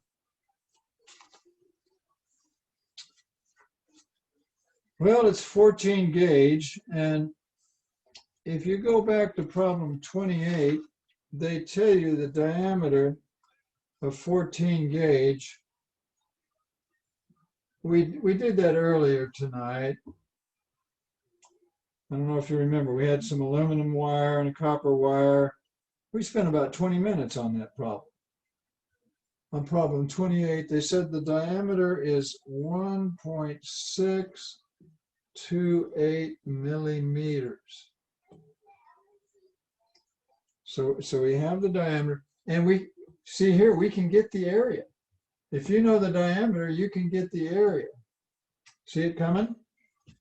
Okay. So we can get the resistance. Well, oh, I know how we're going to get the resistance. We're going to do this. P equals V squared over R. Look here, we know the power, it's 300 watts. We know the V, it's 110 volts. We can get the resistance. Can you see it coming? So I'm going to shut up. First of all, I want you to find the resistance from this equation. Then I want you to put it in here, where you're going to have to find the area. I know you can do that. The area is just equal to pi over 4 d squared. So find the resistance, find the area, and then find the length. We're going to find three things. I'm going to be quiet now, and I'm going to let you work, and we'll compare, and we'll see if we agree. Go for it.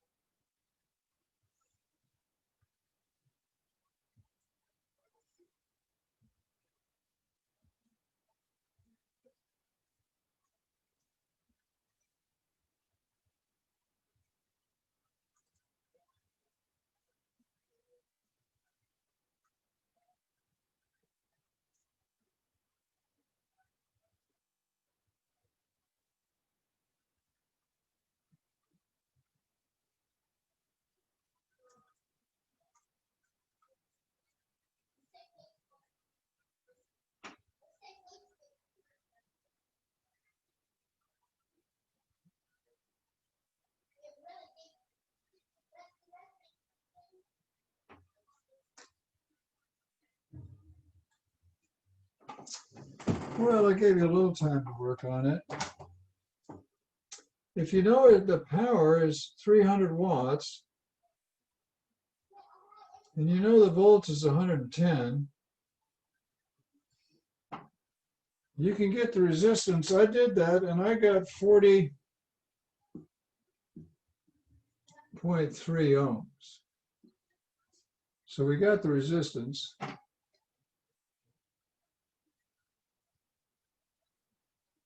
40.3 ohms. Now the area, you're going to have to go pi over 4 times 0.001628 squared to get the area. Okay, let me do that.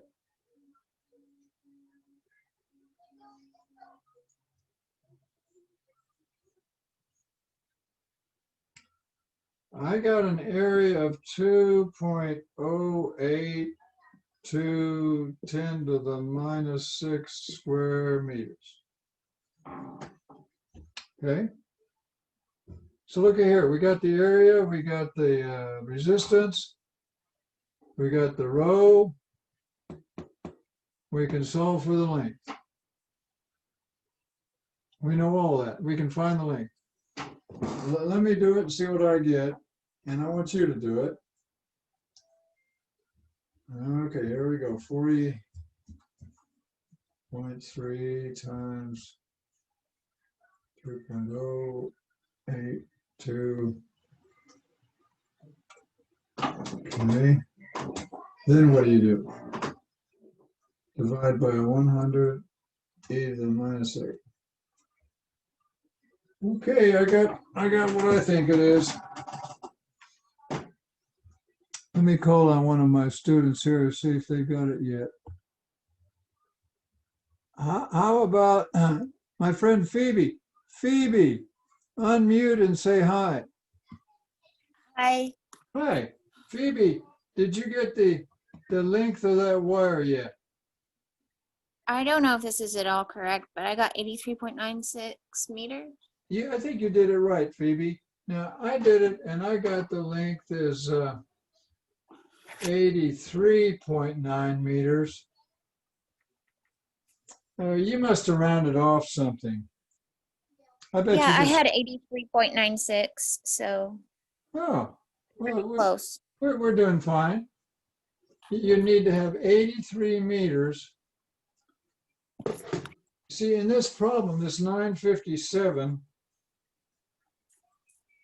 they're making a heater. You guys have seen these electric heaters. You plug them in, and there's these coils, and they get red hot. And they have, sometimes they have a fan that blows the air over across the hot coils. But gee whiz, 83 meters of coils, that's a lot of coils. But that's the right answer. Let's look it up in the back. It's chapter 9, number 57. We'll see how we did here. 957. They said 83 meters. So I don't know. One of us got 83.9. I forget what Phoebe said, but I think we just got a round off problem. They said 83 meters. I'm pretty happy. Do we have any comments or questions on that one? No, okay. Let's do another one of these AC problems. Make a little room here. Unless you have a comment or question, we're going to make some room and do an AC alternating current problem. See, that's what we'll be doing Thursday night. You're going to be plugging this stuff in to your wall socket. It's alternating current. It's 110 volts AC.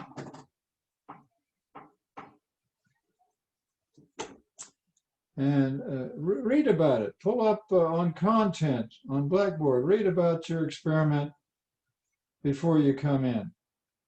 Okay, well, let's do another one. Here we go. Let's suppose you had, oh, this is going to be fun.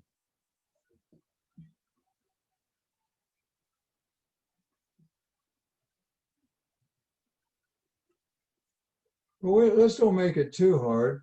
Let's have all three of these be 60-watt bulbs.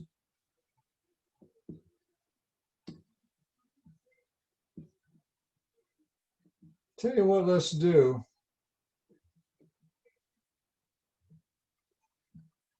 let's put that 60 watts in parentheses, because I think we've learned by now that even though it says 60 watts on it, that's only when you connect it up by itself.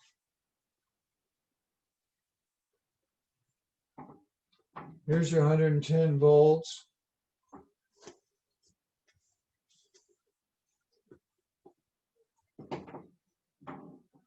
See, I put parentheses. Isn't that what they call that, parentheses? No. Well, what do they call it? Quotes? It's not parentheses. Parentheses are those things, right? Those are quotation marks, I guess. So you're not, when you get all through, we're not going to have 60 watts, even though that's what's stamped on the bulb. That's what you'll get. That's what you'll get if the bulb was connected direct to the 110, but it's not. It's not connected direct. First of all, let's find out what the resistance is. It'll be the same for each one. Whatever the resistance is. Now I'm going to shut up for a minute and see if you remember how to do this. Find the resistance of each of these 60 watt bulbs. And I'll call on one of you here in a minute.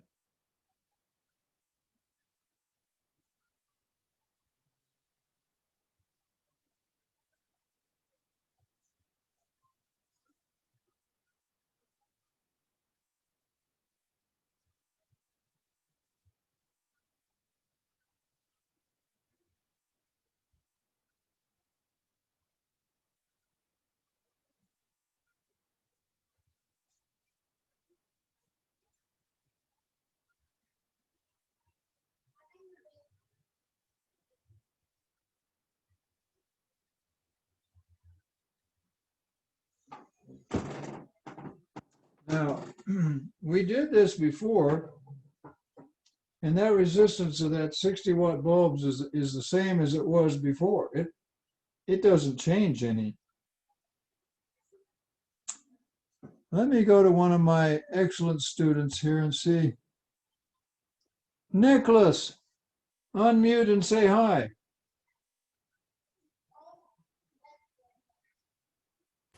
Hello. Yeah, Nicholas, what did you get for the resistance of these bulbs? 201.7 ohms. Yeah, you know what? It's the same resistance that we got when we did it before. They're all the same. Now, does anybody need me to go through that? I'll go through it again if you want me to. Just somebody just has to say, do it again.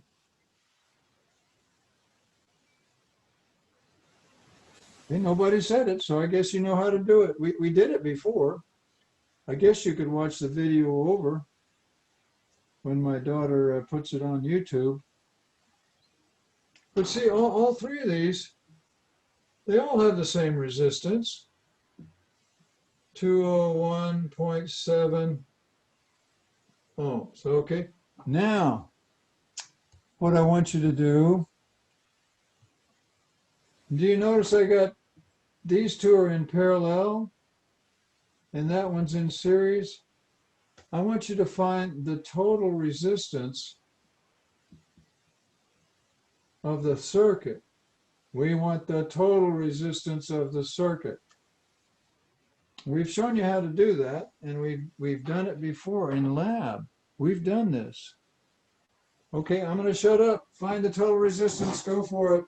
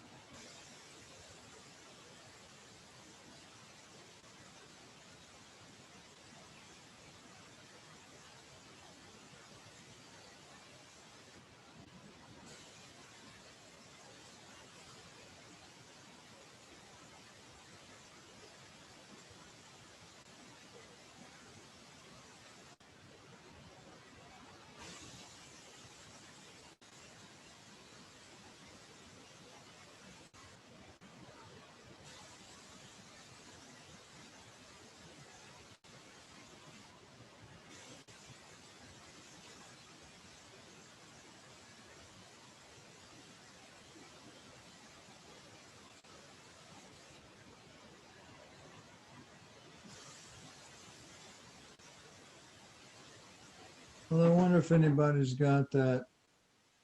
Let me go to my friend here. Jacob. Jacob. Yes, sir.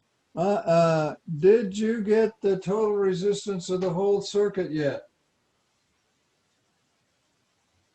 Finishing up. Not sure if it's right. Go ahead. What do you think?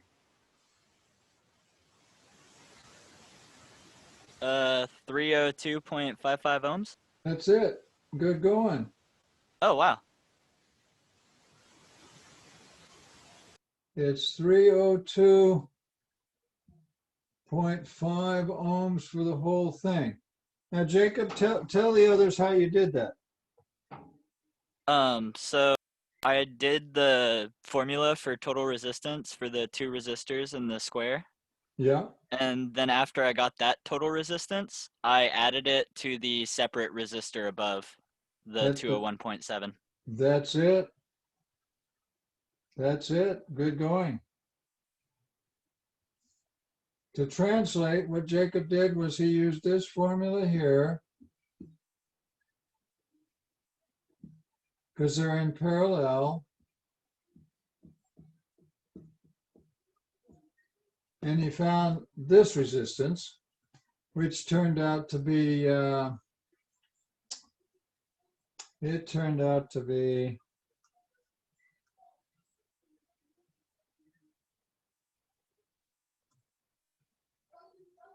I think it turned out to be, Oh, like 100.85. yeah, 100.85. And then he just added the 201.7 and he got 302.5. Well, 55, but we won't worry about it. And that's it. Okay, great. We got the total resistance. Now next, I want you guys to find the current. Now we're going to find the current in here. And then what happens, something weird happens, the current splits. Half of it goes this way, and the other half goes this way. And then it comes back together this way, and it's the same current that you have this way. Of course, now it's AC, so it's going right and left, 60 times a second. But I'll shut up again for half a minute. So when it splits, Go ahead. whenever it splits and it becomes the parallel series, Yeah. and you're trying to find the current, so you can't use the total resistor number for that, or do you just like find the total for the top 60 you know, watts? this whole circuit has a total resistance of 302. And so, you know, the whole circuit has 110 volts. The whole circuit has 302.5 ohms. You can find this current. Is it? Go ahead. Sorry, yeah, I found that the total current, but what I'm asking is you were talking about when the current splits around Yeah. the parallel series, Uh-huh. is that current just like divided straight down the middle, half goes one, half goes the other? Yeah, it's in just this like- case it does because these are identical bulbs. Okay. Yeah. Now who was I just talking to? Was that Christy? Yes. What'd you get for the current, Christy? I got 0.364. Okay, now I haven't done it yet. Just a minute. Let me see what I think here. I got the same. I'm sure you guys are right. That's it. The total current is 0.3636 amperes. And then what happens is it splits, and half of it goes this way. This will be 0.1818 amperes. And then the other half goes this way, 0.1818 amperes. Then they come back together again, and you got 0.3636 amperes. And now, now let's find the power. And now I like to put my power in red. We're going to find the power on this one and the power on these. Of course, these should be the same, whatever it is, but it probably going to be different. I'm going to shut up now. I want you to find the power on each one of those bulbs. Go for it.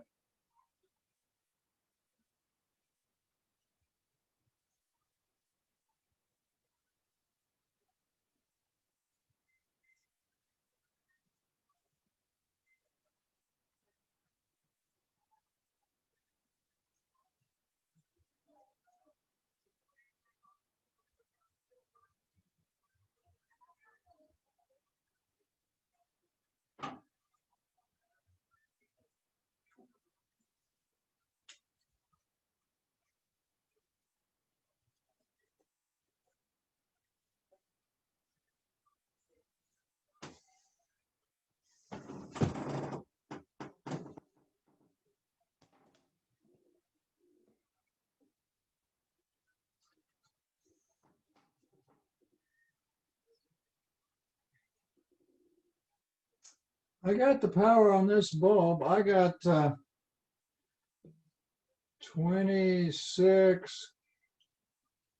26.7 watts on this bulb. Anybody get 26.7 watts on this bulb? Yes, Yeah, sir. that's what I got too. Yay, Yeah. good going. Now, I haven't done these powers here, but I'm going to right now.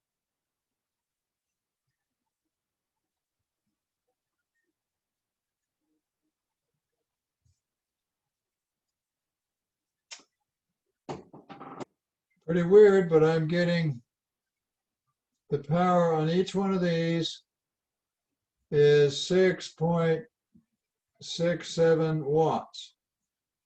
I got the same thing. Yay, 6.67 watts.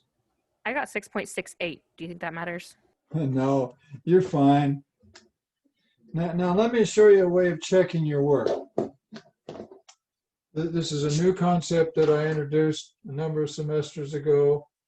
It's called checking your work. We're going to add these powers up.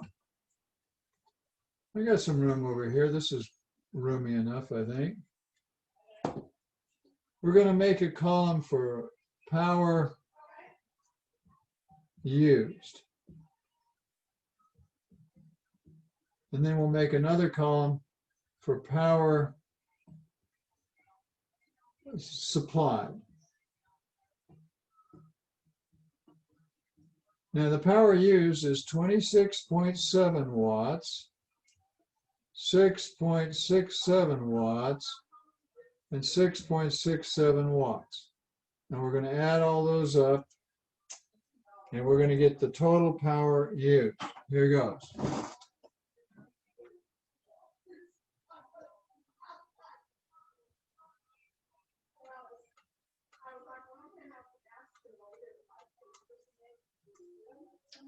Gee, I got a total, I'll just round it off. I got a total of 40 watts of power that was used. Now we're going to see what the power is supplied. Well, where is it being supplied from? Well, it's being supplied because somebody plugged it into the wall socket, right? And the way that equation goes is P equals IV. Well, we know what I is, it's 0.3636. And we know what V is, it's 110. So take your calculator and go 0.3636 and multiply by 110 and tell me what you get. 40.3. Boy, Jove. Actually, what I got was 39.99 something, but we're going to just round it off to 40. Look, you got 40 watts of power supplied. This is not a battery. It's a power source that when you plug stuff into the wall there, you're supplying this with 40 watts of power. And guess what? You're using 40 watts of power. The thing that we got to understand is just because these bulbs have 60 watts stamped on them does not mean that they're going to be providing 60 watts or using 60 watts is what I should say. This one is using 26 something watts. These will be very dim. You know what? They'll be very dim. This one will be kind of not as bright as it should be. You can tell there's something wrong with that bulb because it's not being bright like it should. Okay, good. That was fun. We got time for one more. And I showed you how to check your work. That's worthwhile too. All right, let's do another one. Here goes.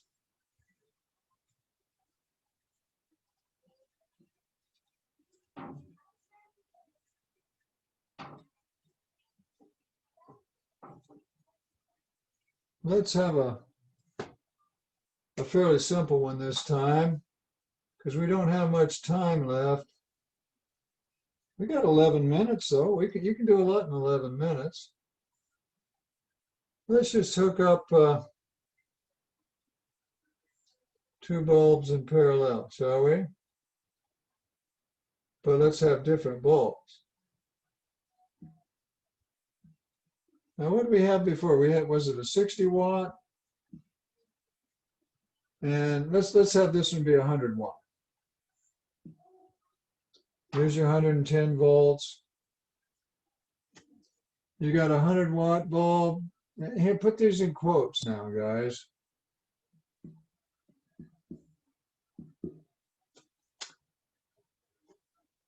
You know what? Since it's direct, they're both directly under the 110. We don't need to put them in quotes, do we? We don't need to put them in quotes because they're both connected to the 110, aren't they? Now, here's what I want to know. Do you understand? This one says 100 watts, and it will give you 100 watts because it's directly connected to the 110. This one says 60 watts, so it'll give you 60 watts. Ah, but what about the current?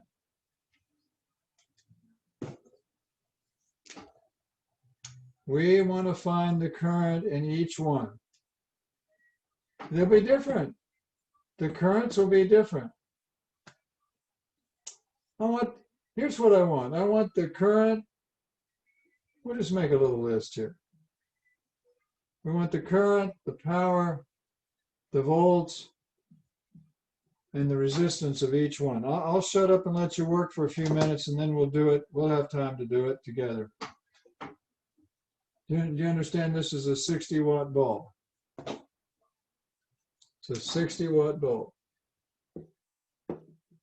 We want the current through each bulb, the power of each bulb, the volts on each bulb, and the resistance of each bulb. I will shut up. Go for it.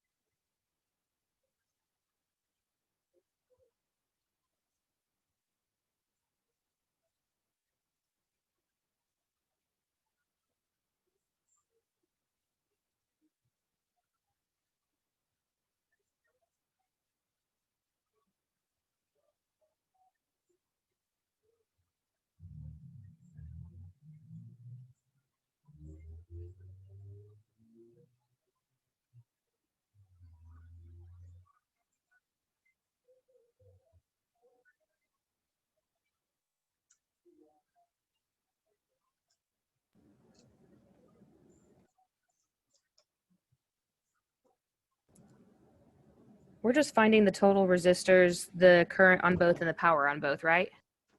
Well, we're finding the resistance on each one. Now, we've done this one before. Didn't this come out to be 201.7 ohms when we did it before? Yes, sir. Yes. And this one was 121 ohms when we did it before. And we could find the total resistance for the whole circuit. What would be the total resistance for the whole circuit? That would be fun to do. 75.6. Yeah, I Yes, did that. ma'am. That's what I got. I got 75.6 something. Now the current. We're trying to find this current through here. So wouldn't you take the 110 and divide by the 75.6 to get it?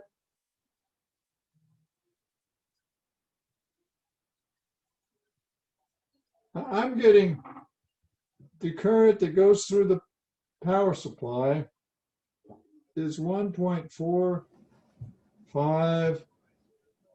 I don't know, you could round it off, I guess. There's the current. But see, that current splits. Most of it goes this way, but some of it goes this way. We need to find those individual currents.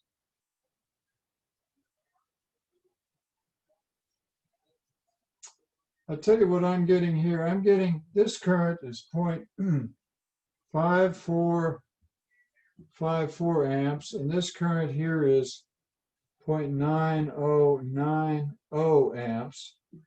Now, if you add those together, you should get the 1.455. Let me make sure that's right.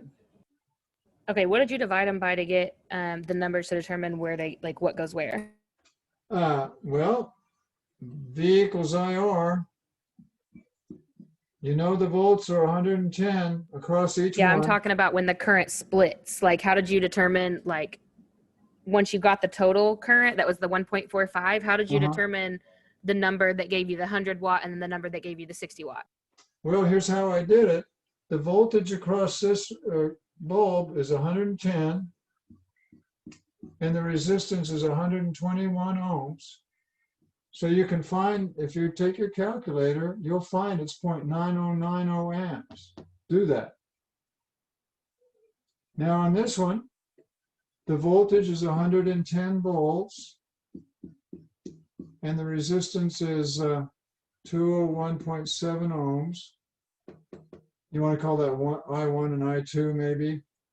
Solve that and you'll get 0.5454 amps. Did that make any sense? Yes, thank you. You are very welcome. Now, if you add those two together, they should add up to the 1.455. Let me double check. By Jove, they do. They add up. So we now know the current everywhere. The current here, well, actually, there's three currents. There's a total current of 1.455 amps. And then there's the individual currents that are different through each bulb. We got that. Now about the power. Well, the power on this one's going to be 60 watts because it's connected direct. The power on this one is going to be 100 watts. But what does that make you for the total power? If you wanted the total power, wouldn't that make you 160 watts? What do you think? Power just adds up. It's a scalar. It's not a vector. It's kind of like money. If you have $5 and $3 and you add them up, you get $8. Money is a scalar. So is power. Hey, we could check that. Let's check it. Here's a check. Power is equal to IV. The current is 1.455 amps. And the voltage is 110 volts. Multiply that out. You should get 160 watts, do you? Let's try it.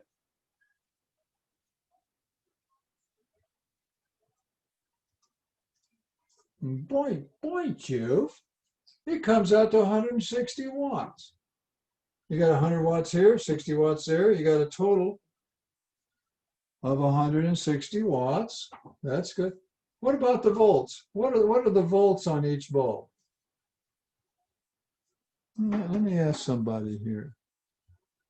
Oh no, it's so sad. We're running out of time. I'll just tell you what they are. Guys, they're connected directly to the 110. This has 110 volts on it. Can you see that? See this one here? It's got 110 volts on it. So we know the volts on each bulb. We know the resistance of each bulb. We know the total resistance of the circuit. We know the turtle. We don't know the turtle. We know the total current in the circuit. We know the current in each bulb. We know everything there is to know about that circuit. But it's sad, but our time has come to an end. And I will see you Thursday night for more fun. I think you have some homework though. Look on Blackboard, do your homework, read content for the experiment, and we're going to say goodbye. Goodbye and good night. Goodbye. Good night. Goodbye and good night.